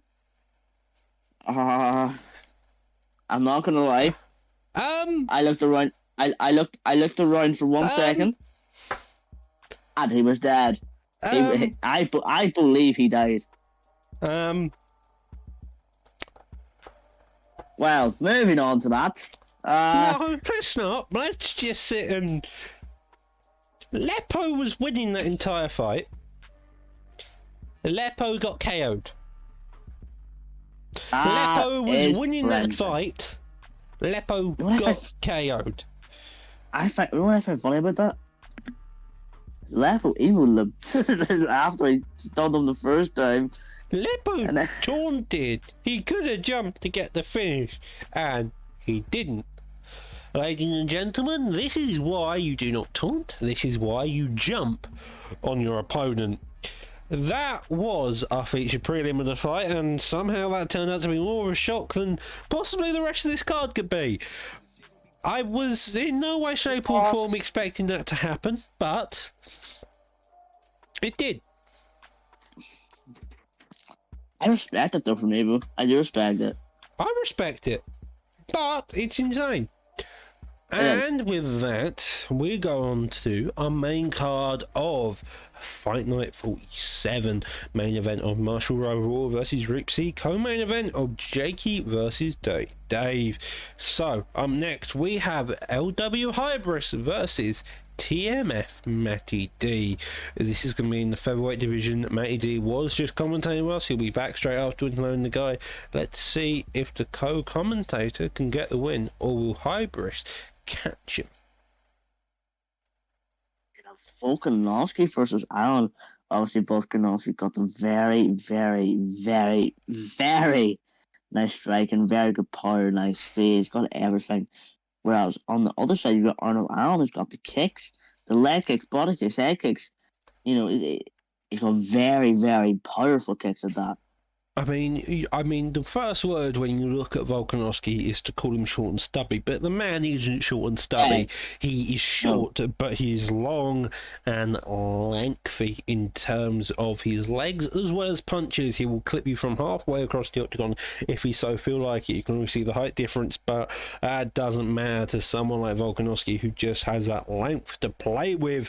Here we see, though, lovely little combo there. Doug sits down to the body as well. Matty D fairly confident overall, does work the body up here, but again, EPO is legal. Is Hybris EY is just coming out. Eco Height is Hybris. He's having some fun and having a very successful time here. One second, let me Google translate what hybris means. Hybrid, probably. Judging by it was pronto, I assume he doesn't speak English as a first language. Whilst the Irishman decides to use Google Translate for some unadulterated reason, Matty D is sounding fairly cautious on the back foot, letting Hybrid come very aggressive here. Does get defense there, does get a leg kick as well there, and these two are playing a fantastic game against each other, slow and methodical, whilst also keeping the pace and pressure on. Ginge. It has no meaning, but moving on. I've never met a more weird sod to commentate with. Only on that weird particular side, moving back to this fight, both of them are playing a very aggressive game, as I mentioned earlier. The body kicks are now starting to come out. A deep in follow rotation, both of them trying to work this stamina here, Ginge. Yeah, really trying to work the stamina. It's not a day. We're seeing the very, very nice, versatile, unorthodox in the pocket boxing style. Whenever he's in, he's clamping, he's hitting that jab, he's hitting that jab or hook. And he's really working down the head health of Hybris. Yeah, he's working down the head health of Hybris. He's also maintaining a good stamina approach. He's coming out with a couple of leg kicks to really open up the head. Hasn't done it much, but when he has done it, it has been successful. The jabs of Hybris, though, are definitely coming out to really establish that range. But so far, neither of them are really committed to much in terms of damage here. Maybe see a takedown out of Matty later on in the fight to really mix it all up. But who is particularly short on tonight's card after that featured prelim to Lepo getting KO'd? Yeah, I'm still shocked about that, but just winning the fight and then just get booted in the face. But moving on, we're starting to see the head health is starting to get a bit big and disadvantage for Hybris. He needs to do what he's doing, use the right range, use a straight, intersect the pressure on Matty D, because it is really working well.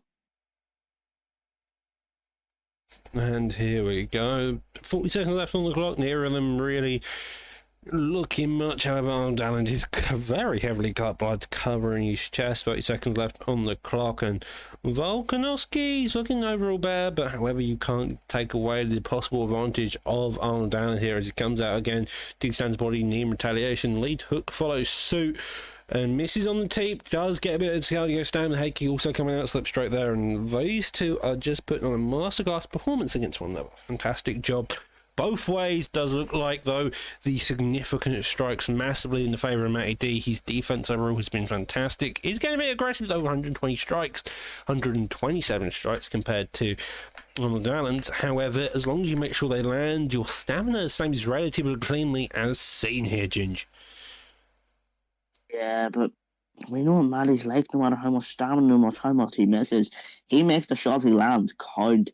But on the other hand, we have Hybris, someone who's so defensively sound, someone who has really nice offensive and defensive awareness, someone who uses their kicks nice, has good leg kicks when used, but I don't think he's using them in this fight too well enough anyway. But he's fighting a very, very good quality opponent here, Doc.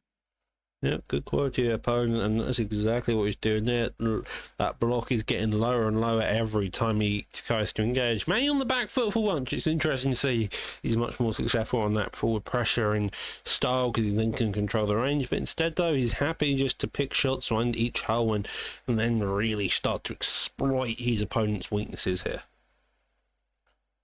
Same man, if you use the leg kicks to open up the head a bit, and it's working well. Like I think he went for one there. Just gets half the head health down it. He's really picking his shots in a very technical way, Doc, and to this point in time, he's kind of ripping Hybris apart. Yeah, he is doing a lot of success. He does get digged down to the body there, uppercut there. The block of Arnold Allen is having massive issues, and again misses another shot here. Does get clipped by the elbow, digs down to the body. The jab makes it there. The straight there. The lead hook, the uppercut, and the straight voice. Oh! Ground and pound position now, and this is looking like a massive finish there for Mayday. Fantastic job there. Arnold Allen was trying to put it off, and then suddenly, as soon as Mayday finally figured out one hole in that game plan, he exploited it and got the finish there, Ginge. That was a 7-piece. I just counted that. And we're back. The man, the myth, the legend, hopping in and out of a commentary booth like a crazy person. Congratulations on that win. Condolences to Hybris. But I feel like we should quickly move on from that fight to the PS fight of this evening. We have the ever mighty Ned, the man who sadly no longer runs with Big Balls Ned, but Stanley She Loves Tokyo because PlayStation didn't like the PSN. However, let's get straight into this fight. Obviously, now that I placed myself, he actually got a win over me. He has a very, very nice counter striking. But across from you have Clark, obviously showing he is up to Ned's level with that lots of Division 20 badges, going way back to Season 5 about a year and a half ago. So I want to see how these two styles mix here, Doc. Yep, these two are going to have a fight and a half, and as you can see there, we're going to have one of them playing an odd game using the calf, the other one going a more of a regular picking fighter.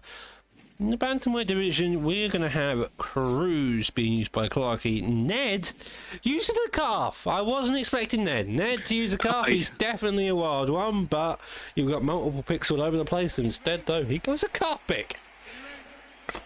Yeah, I'm kind of confused about that one too. We've seen Ned. He has the boxing definitely to go a calf, but the fact he did it confuses me a little bit. But I'm not gonna. I'm trying to think if Ned's ever went a calf before. Oh, No, he has. No, he hasn't. Maybe there's a reason. He already looks a bit unsure, but so far Cruz is having some success on the feet. Does get teeth though to the body, and now he's in a clinch position, getting knee to the face. Looks like Ned is taking a bit of a while to make the full adjustments, but once he's on the ball, I think he's going to start getting the momentum in his favour here, Ginge. Yeah, Clarky isn't moving his head enough for Dominic Cruz. I feel like if you're going to be Dominic Cruz, you want to use the special things. You want to use that special slip you have. Not spam them. Not spam them, but that one is really nice block break in there from Ned.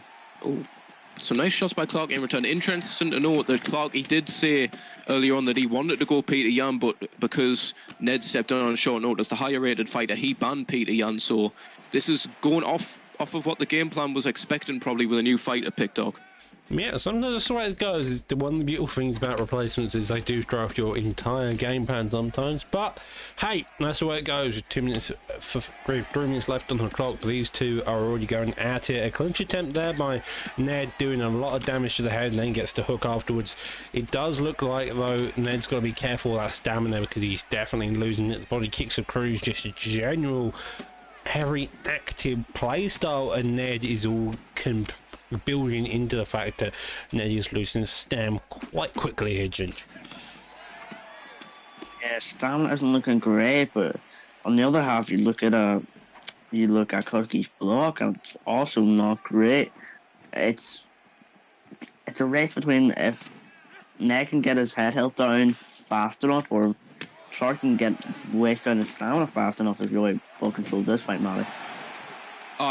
Big knockdown there, but it's an interesting thing to look at. Obviously, the calves don't have the highest stamina ratings, I'm pretty sure, as someone who comes from a calf type of background, but it seems that maybe as this fight goes on that we could see a shift in momentum. However, we'll best hope that that's never mind. I thought for some reason that it had 5 rounds at the top. My apologies.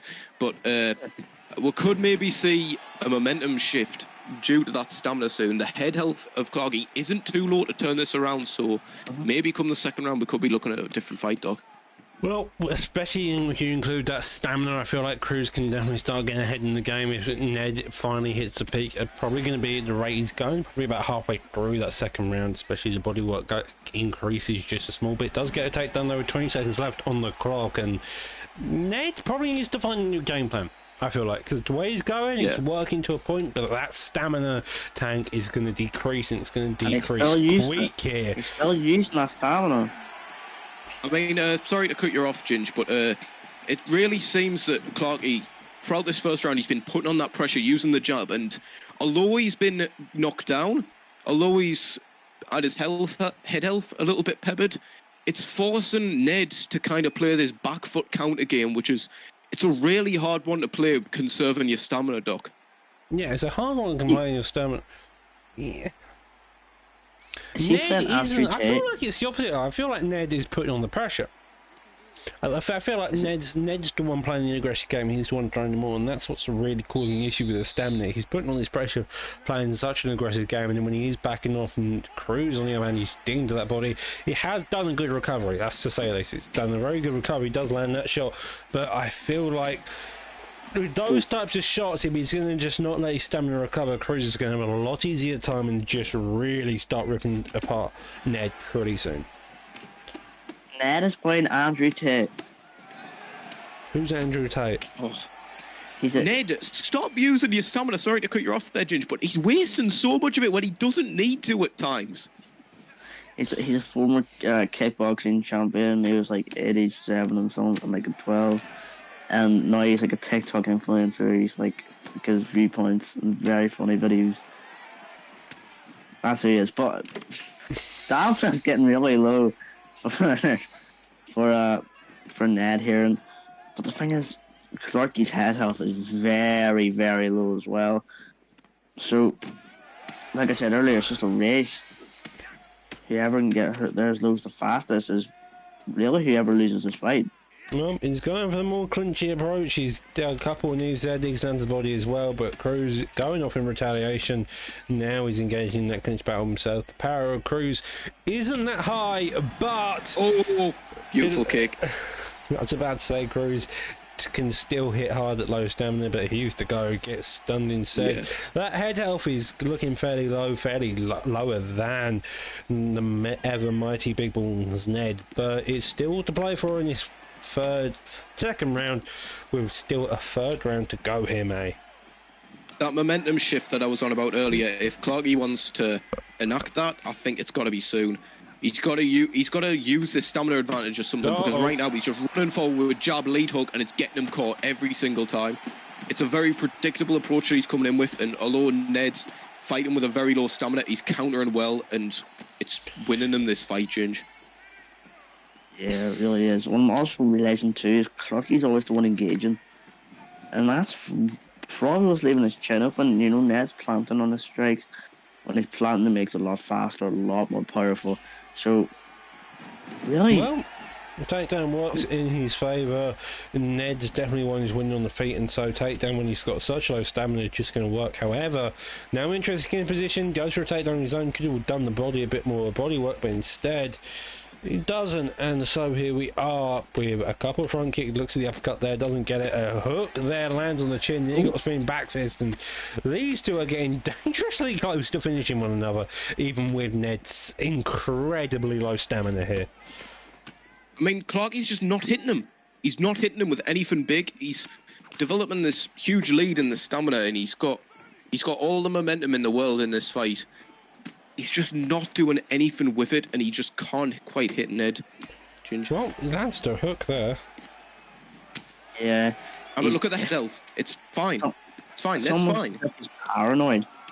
Paranoid getting hit by a straight. That body got worked. That stamina's going to be a bit lower. And it's looking like Ned is getting more and more success as it goes on. You see the straight knee get clipped by the head kick there. And it just seems like Ned, as you mentioned, is having a lot of success on the plant, on the straight. And so Cruz's main adjustment, seems like Ginge correct me wrong here, is to come forward, use that jam, make that block, overcommit, and then work the shots in. He's the guy with the stamina advantage, use it, make his opponent want to counter, and then you expose that counter with a counter of your own here tonight.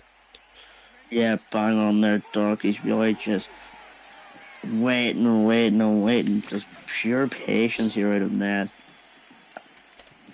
And to be honest, it's working out very well, even though his stamina is super low, and that shows you how talented a fighter is when they're able to do that with such a big disadvantage, Matty.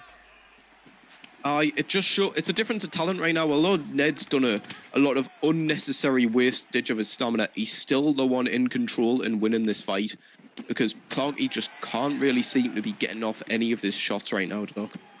Yeah, ducks under the shot, sticks down to the body there as well. Ours land the uppercut straight, lands a nice but uppercut the there. elbow counts and the body he gets runs done into there, another digs counter. down on the top as well. And it just, as you mentioned, it's just Ned just being a bit more talented, knowing when to fire his shots here. A bit toned. Way are That was... Get in there. Uh-oh. Uh-oh. Oh, no. Jesus. Oh, but Clarky finally gets the rock. He finally does something with his lead.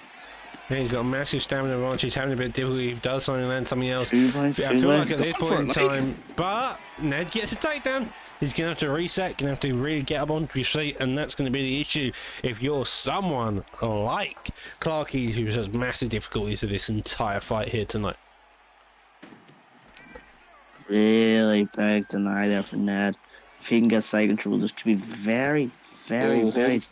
Side control as well. Oh no! Uh-oh, getting- and does deny It's screw bad, again. it's bad, this.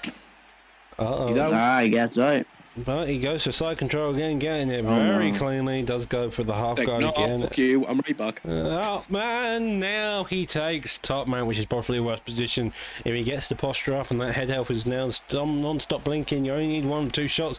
The stam's quite low, but it's looking that's gonna like be he's it. gonna survive Oh, it, no. but he's got so little time to survive. Ned's the guy on top, even the low stamina, 1 or 2 shots can do some damage.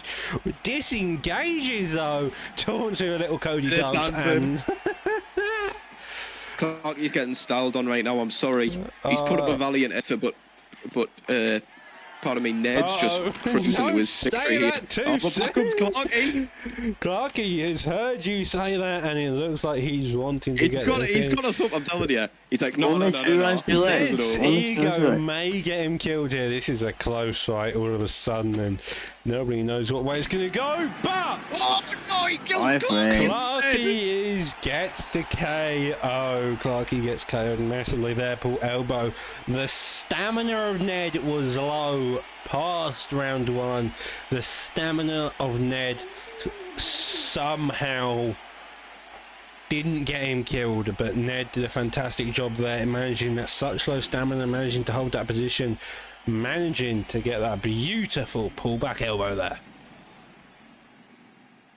Yeah, that was a very interesting, to say the least, performance from Ned. He wasted so much of unnecessary stamina in the first round, to where he was kind of fighting with like half the stamina the entire fight, but was still the one in control somehow. I don't understand He how that could played possibly like a work. Ginge. heavyweight in bantamweight. That's what he did. Yeah, that's what he did. That's a perfect analogy of it. He played like a heavyweight at bantamweight, and he really did make Cruz look like he had pillow hands, didn't he, Ginge? All right, Ginge just went off to the Moon went off to again. rope pie shop clearly. Anyway, moving on to our next fight.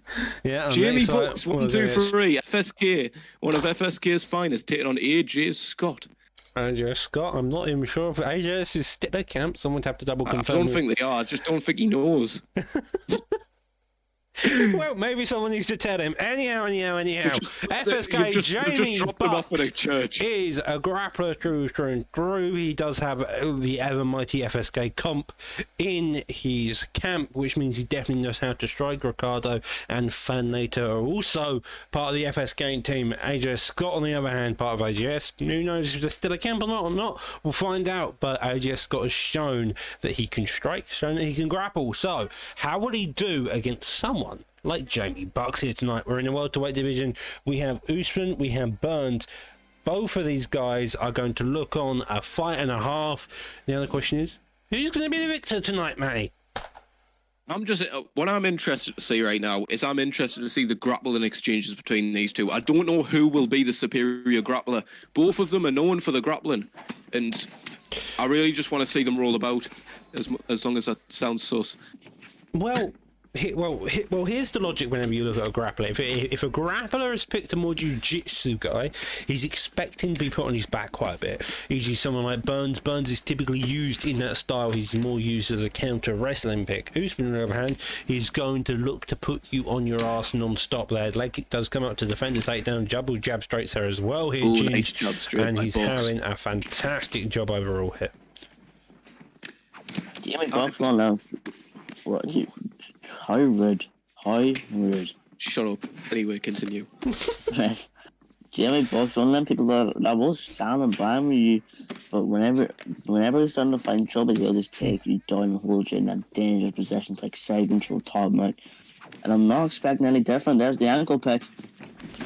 And that is what he was looking for. That is the way you want to play it, and that's even more the way you want to play again. Tonight, now going to the elbows in this position. Burns has also got full guard to go to, but will he offer it out, or will he just stay patient? He could go to sprawl, does get full guard, and that's a fantastic job retaining it. He's got rubber guard as well, him, and he's got a lot of different subs he can threaten. The question is, will Bucks be lenient with it, or will he be able to get out of this full guard fairly quickly? You see, if I was Bucks, I would be keeping this on the feet. You've obviously got the striking advantage as an Usman against a Burns. You've got the power, you've got the boxing. You've even got some of them weird kicks that Usman has, like an axe kick for some reason. And he was winning that battle on the feet by as much as it was a small margin, in my opinion. But he's playing a dangerous game, taking down AJ Scott. But so far, it is paying off to a T, Ginge. Yeah, it really is paying off to see. We're seeing this Jamie Bucks-esque grappling. I will describe it as that because that is his style, and he is known for that type of style. He'll take you down, he'll put you in dominant positions, and oh, I'm sorry. Amateur mistake, though, by Bucks. Yeah, it's a fair game. He's had success on the feet, had success on the ground, and so he's probably pretty confident here. AJ Scott, on the other hand, is going to his side control position, can get the elbows off, but not much damage overall. Neil Belly is a very threatening position, but again, the GA in the favour of Bucks. Always make sure to check that bar up top to really see who's the more developed grappler, who's ever kind of succeeding. He's probably winning the pre-denied game. High GA in the favour of Scott, now going to top mount here, and it could get a bunch of damage off securing the round, or we end up back into half guard like so here, mate. The GA build-up of AJ Scott is beautiful. It's a brilliant bit of grappling that I'm seeing out from right now. He knows how to build that GA really well. Seems to have a little bit of an advantage over Bucks when it comes to building the GA, but I think Bucks is slightly better at denying the transitions, or Ginge. Yeah, Bucks, we don't know. He's experienced in this type of field. He knows what the transitions are, how long, he knows what are the best, he knows what most people are likely to go for, but from the looks of it, that was actually Scott's round. I am surprised by that. From what I recall, I thought that was Bucks' round, to be completely honest with you. So maybe it's just a sway of stats. Maybe Bucks actually is winning the fight. In my opinion, he probably is. I think he might have won that first round based off the damage, but you never know. It's a round that neither of them want to be banking on, Doc. Yep, neither of them want to be banking on indeed, but the uppercuts come out there, and it's looking like Bucks' renowned success on the feet may keep him here instead. You did see AJ Scott take the grappling department at the very end, but now on the feet you see Bucks being the one put on the pressure here, playing a very nice game and just trying to look for any shots he can. The head kicks did try to come out twice, but unless he wants to dig to the body first, he's going to have a hard time getting those head kicks to land here, mate. I mean, yeah, he's going to have a really tough time with it, especially with the defense of Jamie Bucks. But right now, Bucks is just pressuring forward. He's breaking that block and he's getting through. You're seeing the difference in the power between Usman and Burns right now. And I know Burns has a lot of power, but it's different type of power. It's situational.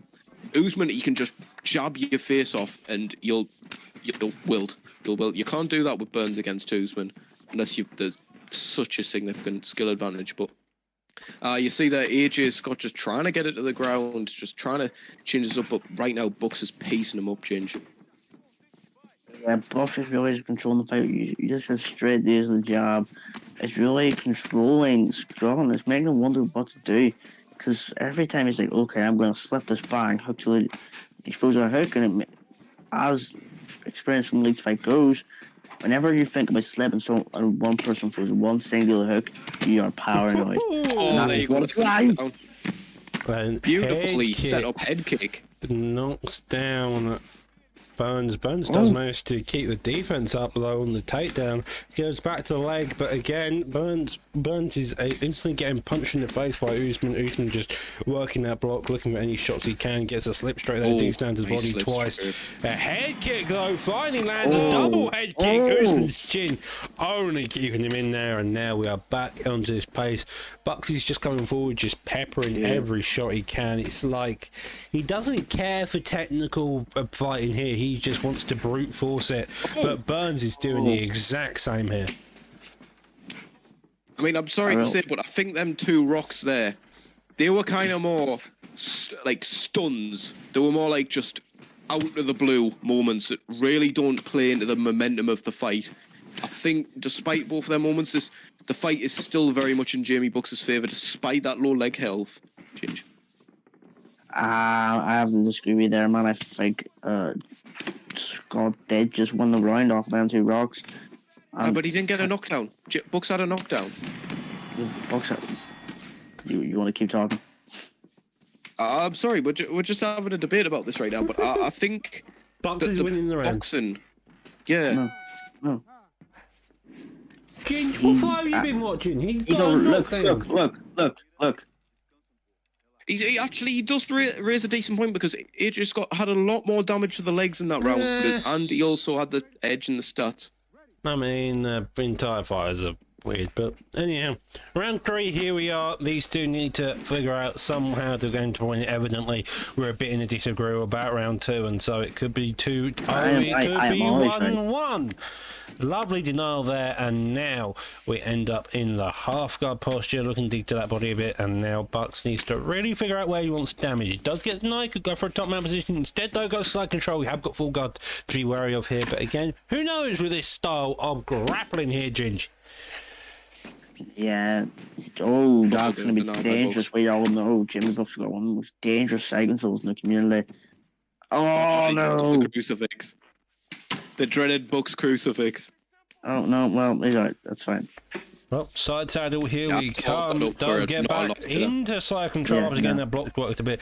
The head held low, but instead, though, we end up in sprawl. Denies the back intake. Could go for the general ground and pound or just wait it out here. We did see the reversal early on in round 1 of Scott getting the defense, but instead, though, he goes to that one and gets denied. And now we see a backside take here by Usman. Yeah, we're seeing just basic Jimmy Bucks, you know. We'll beat you in the stand. We'll do well in the stand. Though once I beat him, he did well. Good. Now not this good, not is good at all. Nick. Not good at all. Not good no. for someone like Jamie Bucks. You have a rolling knee bar, no stands. No. That's bad. And this is going to look scary. Bucks is doing a fantastic job of the defense, but that blue is creeping up. This could be Good it. job as he can, but after that's going to be it. This is You going can't to be let close. Gilbert Burns get your leg. No, he's got it. This is going to be close. It looking like the red maker. No. He's going to get out. He's going to get out, but who knows? Who knows? He's going to get Bucks had a out. bit of a shaky start there. It's creeping up, certainly. It's looking like it's going to be so close. It's looking like he gets it. Oh my god. That was close, that was scary, but Bucks sadly couldn't slip out of it, and instead he got submitted. Turns out a jiu-jitsu pick against the wrestler is still viable, and that is what a game Scott played there. Fantastic job by Scott. Wow. Mixed martial arts on display in all elements of the game by AJ Scott. It was a brilliant performance. He was on the end of a losing battle throughout most of it in terms of momentum, but he was, he did the right things. He chopped that leg. He forced the shots out of Jamie Bucks, and in the end, it made Jamie Bucks pay for shooting. That was very surprising. Yeah, it was very surprising, very impressive, fantastic comeback there. Scott really showcase his ability to adapt, to overcome, and make those adjustments. This card seems to have been underdogs galore when people who shouldn't be winning have won. Very impressive all around. But now we move on to the co-main event of this evening. We have AK Bugsy versus G-Man. Both of these competitors done a fantastic job overall, and now they're looking to make their names even higher up just for a co-main and main event of this evening. Both of them are viable in terms of all picks and precedents. But it looks like they're in the featherweight, and we're going to have a Volkanovski versus featherweight. Featherweight? What's the one? Volkanovski versus featherweight. Class. A whole featherweight decision in like a WWE 10-man 9-on-1 handicap match.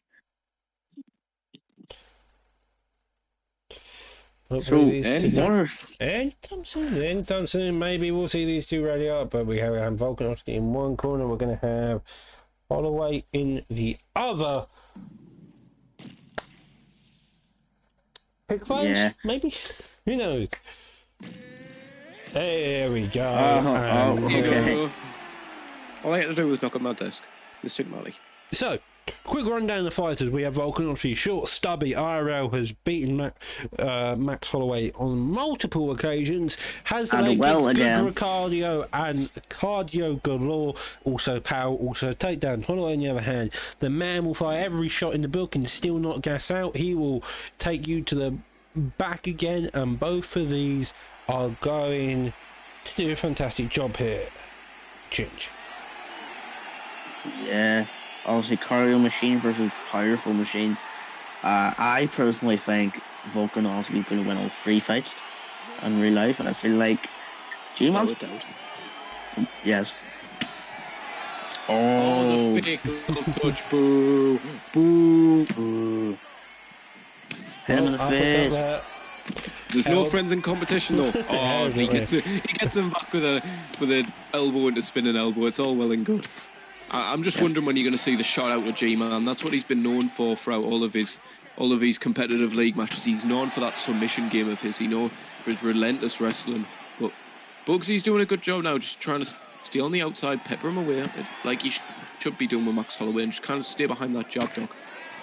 Yeah, stay behind that jab. Make sure you're just low and steady with how you want to fight, lad. Defend the leg kick, and Holloway already circling around the opponent, making sure to do it. He's also walking back quite a bit. He needs to really make sure that he keeps on that circling pace. He's faking a lot of shots, trying to tell. He's always like blocking low, blocking high, blocking low, blocking high.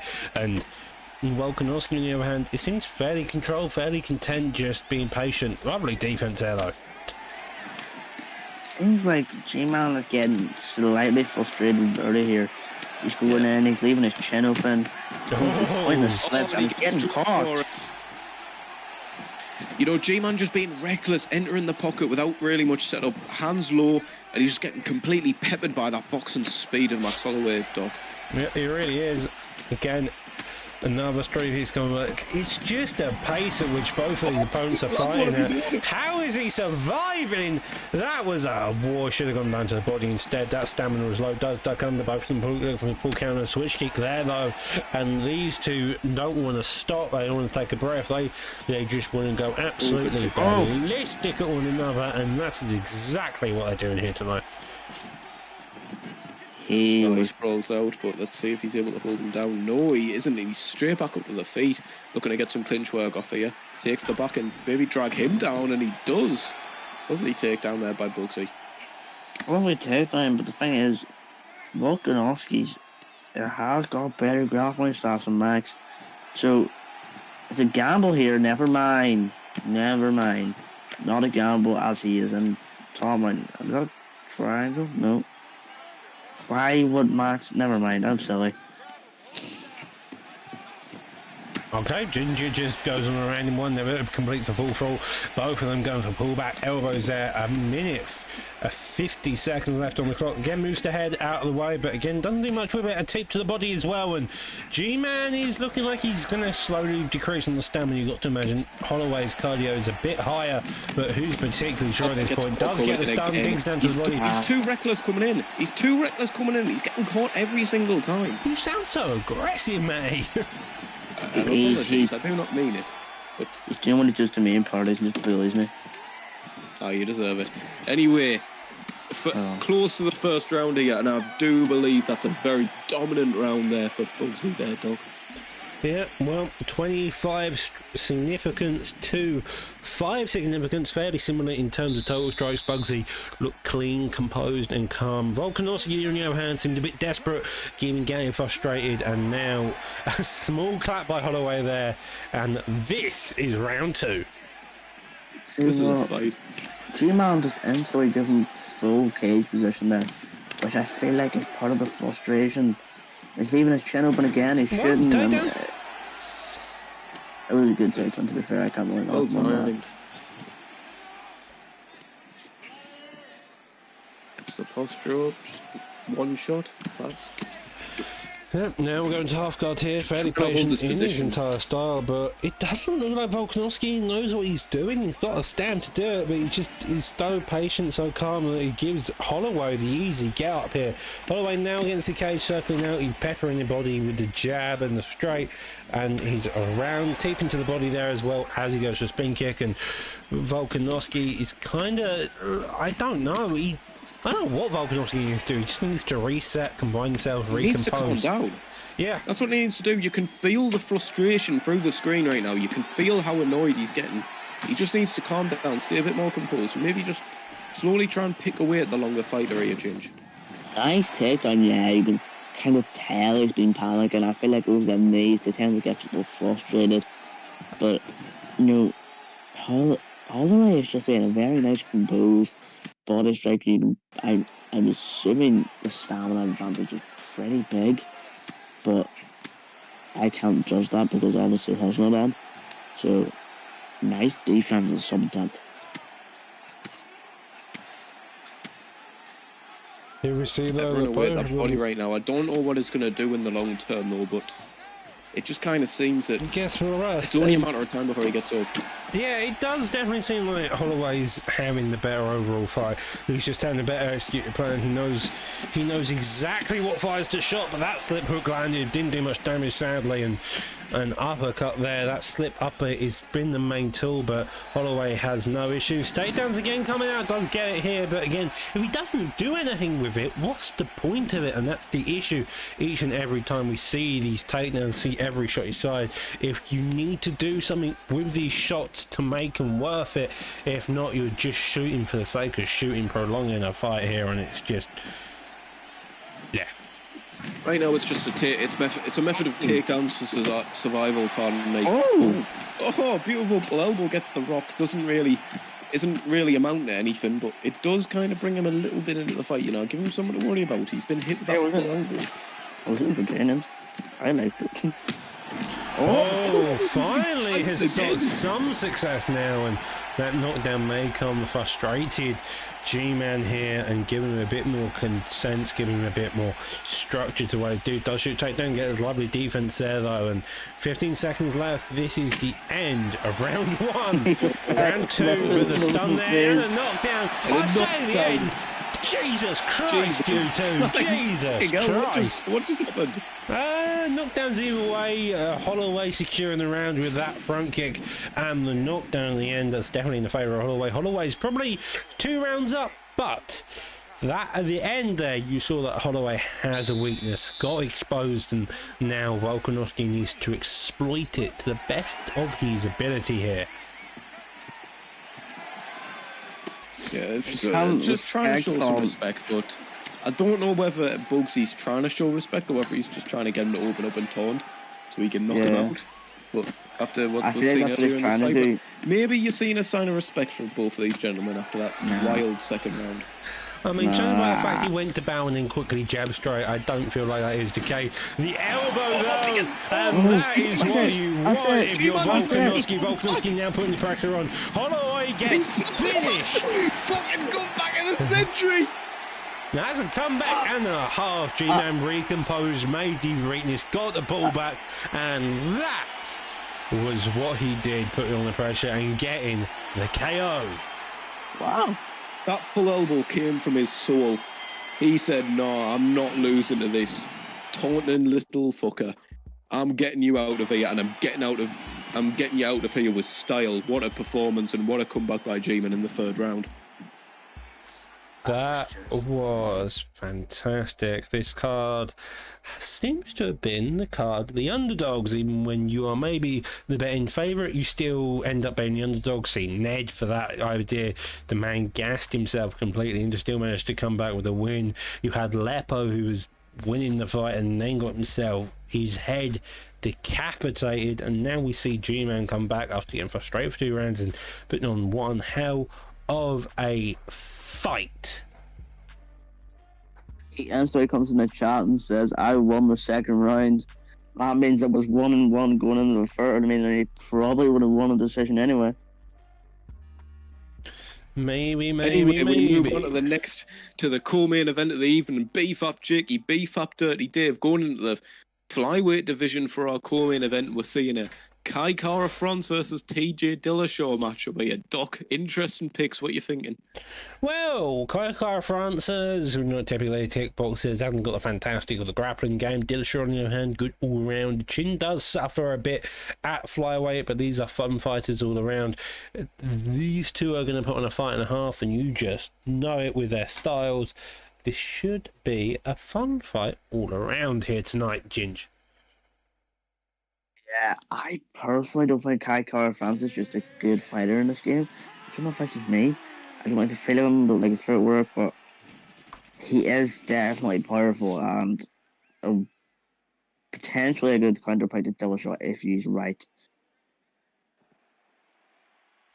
Yeah, maybe.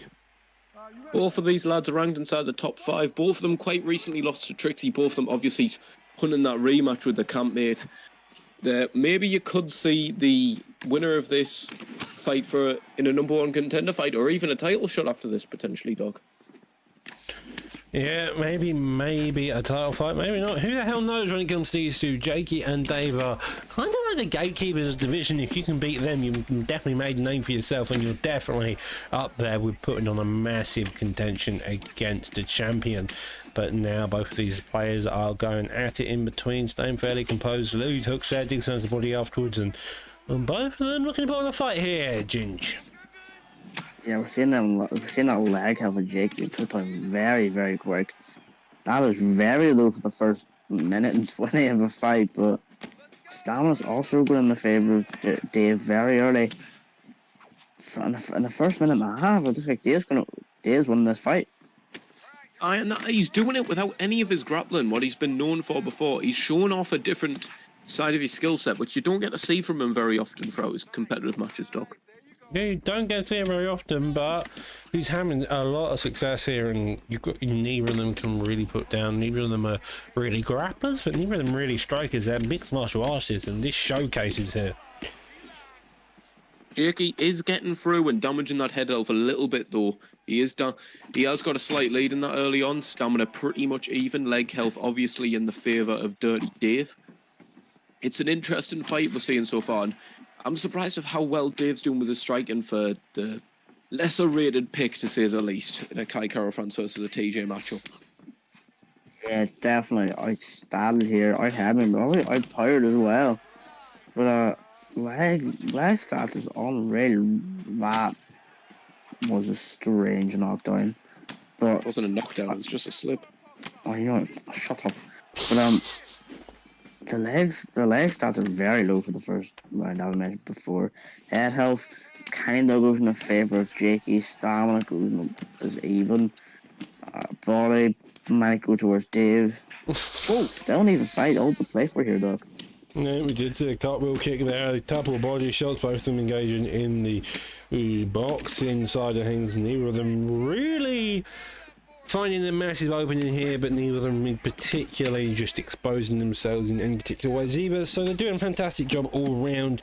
It's patient, slow, methodical, while still playing at a massive pace. Probably the main reason why, due to the power of featherweight not being exactly that high, mate. In the early portions of this fight, it was Jakey hitting Dave and making him struggle with that in and out movement. But as that leg health is getting lower and lower, you're seeing that speed of TJ just starting to go down, and Dave's having a lot more success as this fight progresses, Ginge.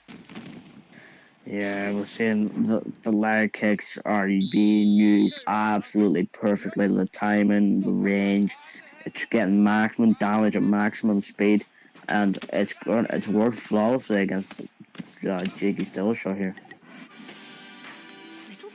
What's your name? And Jakey's stream has advertisements.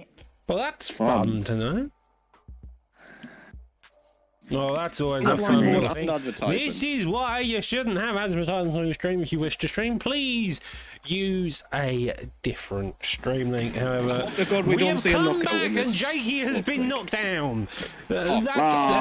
Sick, Jakey. I mean, Dave That's evidently not beat him your up. Both of them seem to be back good. We have come back and both of them got knocked There you down go. Back. wildly. Now here we are again. I think Dave is winning this fight. He's got the leg stun now. He's nice. broke the leg And the leg again. knockdown. Jakey needs to switch stances now. And he does. Good lad.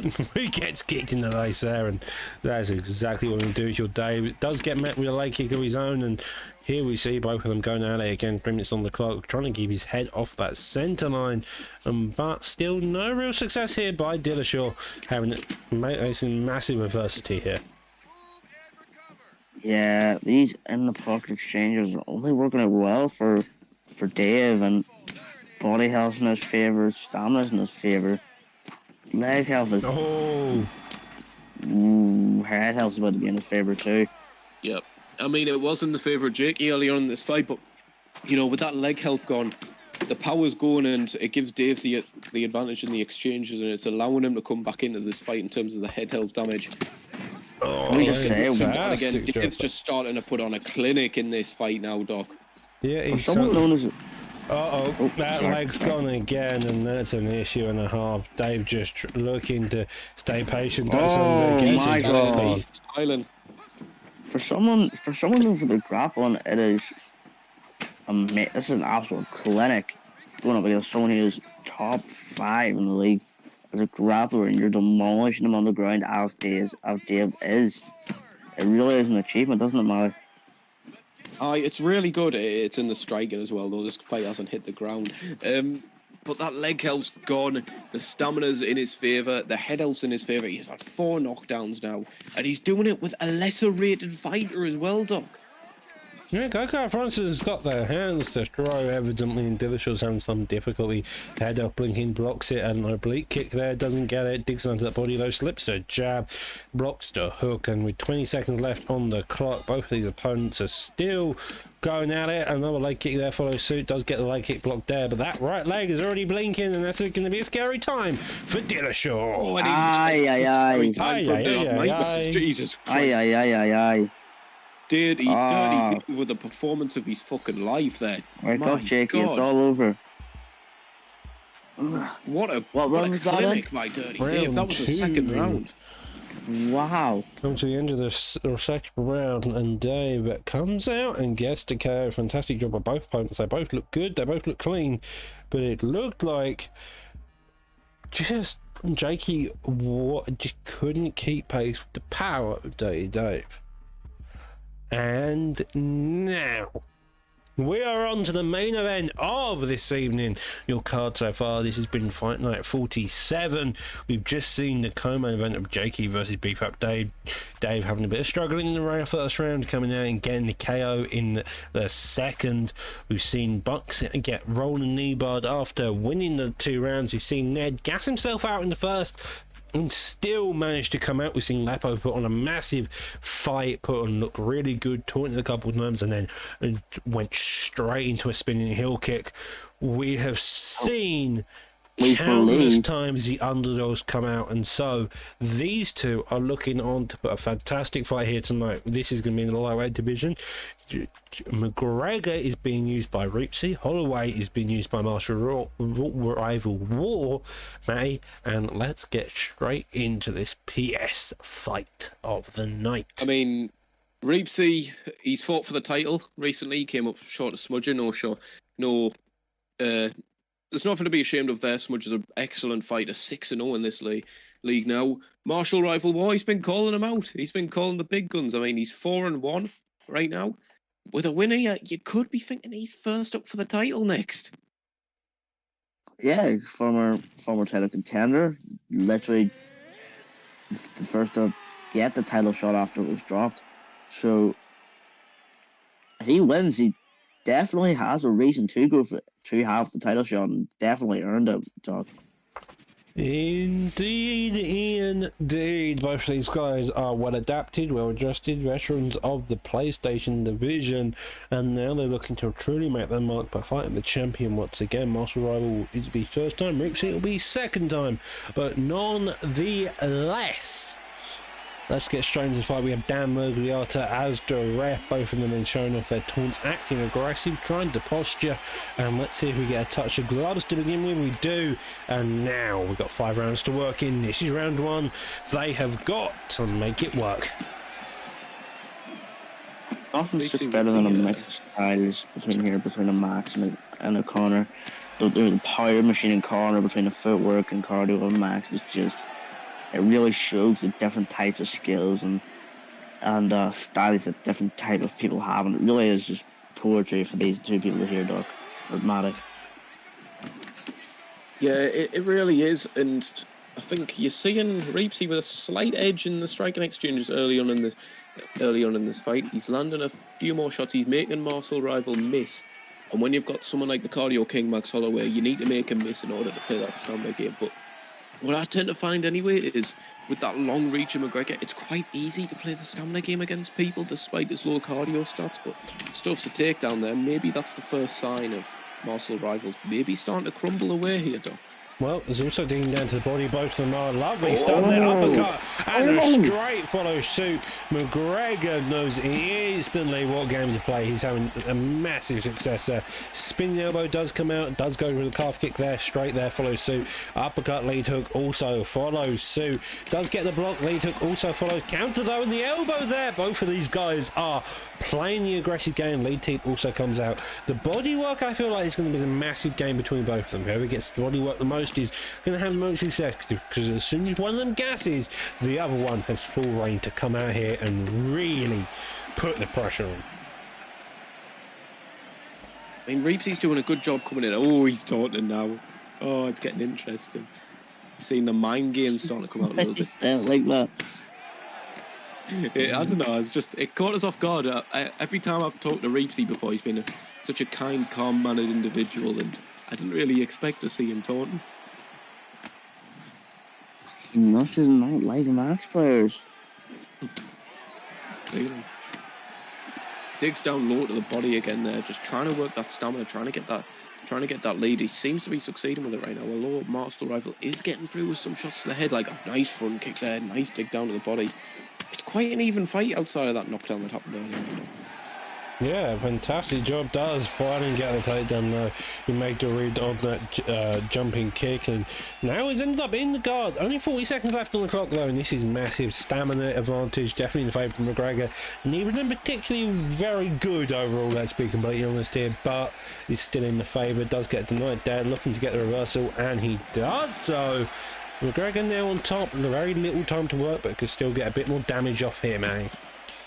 I mean, he's going to win the round just by staying here, though, so that's good to know. But let's be honest, this isn't going 5 rounds based off how this first round's went. Yes. But yeah, that's a good first round for Reepsy, but it was also a round where Martial Rival's seen some situations where he could build himself into this so far.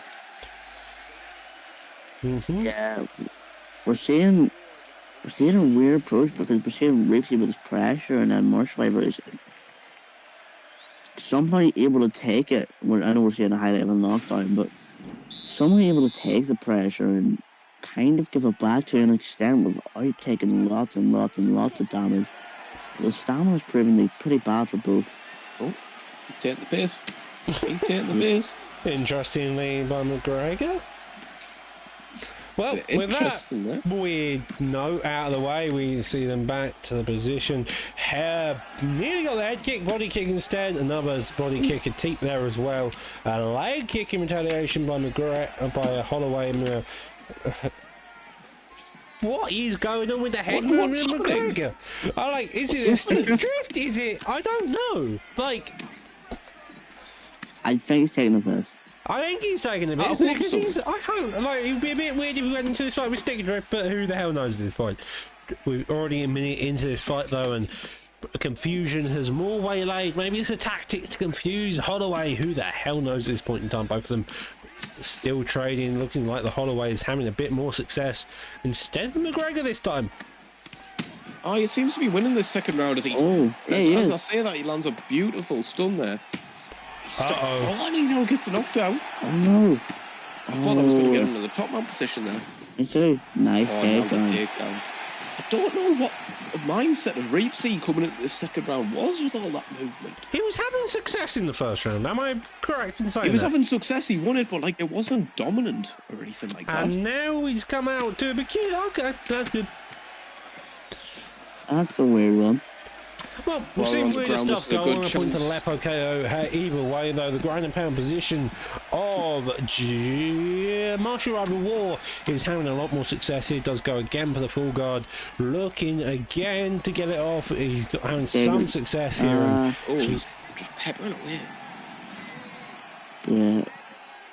We're seeing Richie getting very cocky, and he might live up to. I don't know what I'm Greta. watching currently. I'm just saying Holloway grappling McGregor. I'm not going to make any calls any past that. Looking to get the reversal here. It does so in And gets it. fluent fashion. Could go for the full guard here, but instead though he ends up in full guard himself. And now with a minute 20 left on the clock, McGregor is just trying to build that J, maybe posture up to get back on the feet or transition outwards. He does transition to half guard here, Matty.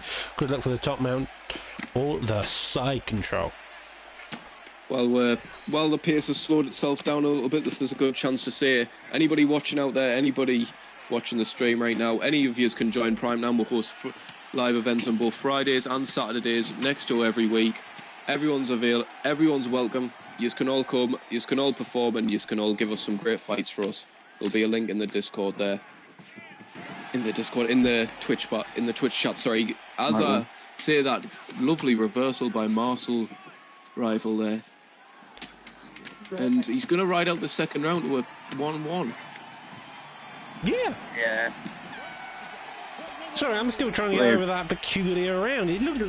Both of them seemed like fairly competent players, and then all of a sudden, Reapsy comes out with that weird head movement and just seems to throw around away. It's I'm baffled. I'm baffled. I do agree.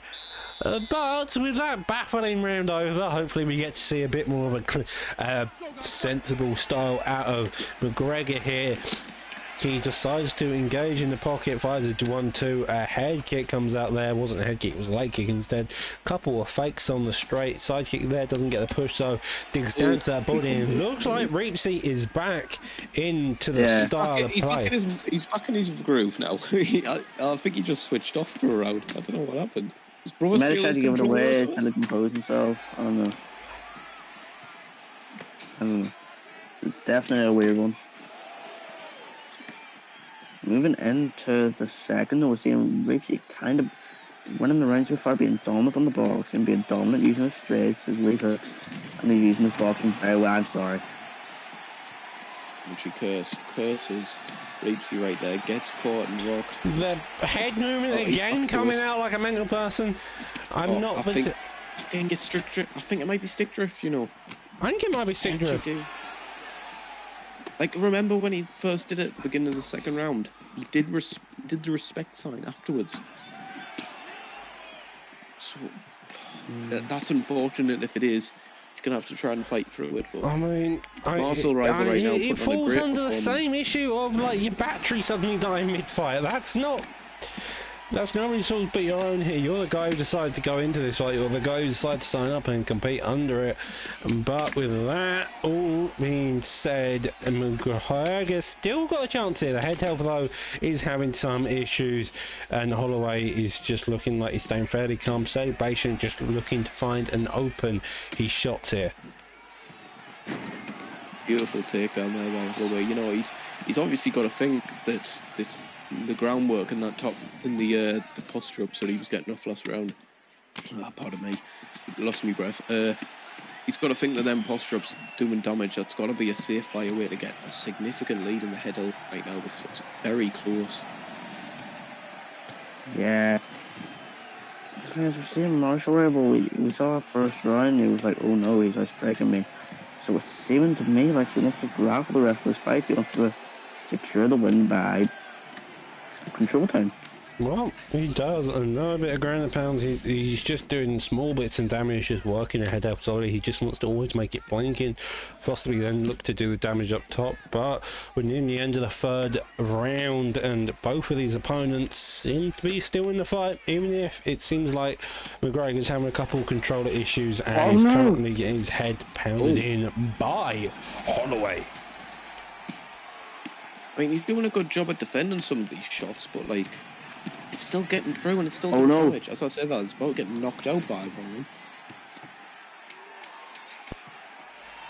Well, here we go. Another couple of shots there. Does get fired off. Doesn't do much though. And with that, that's caused an end to round 3. We enter into the 4th round of 5 champion rounds.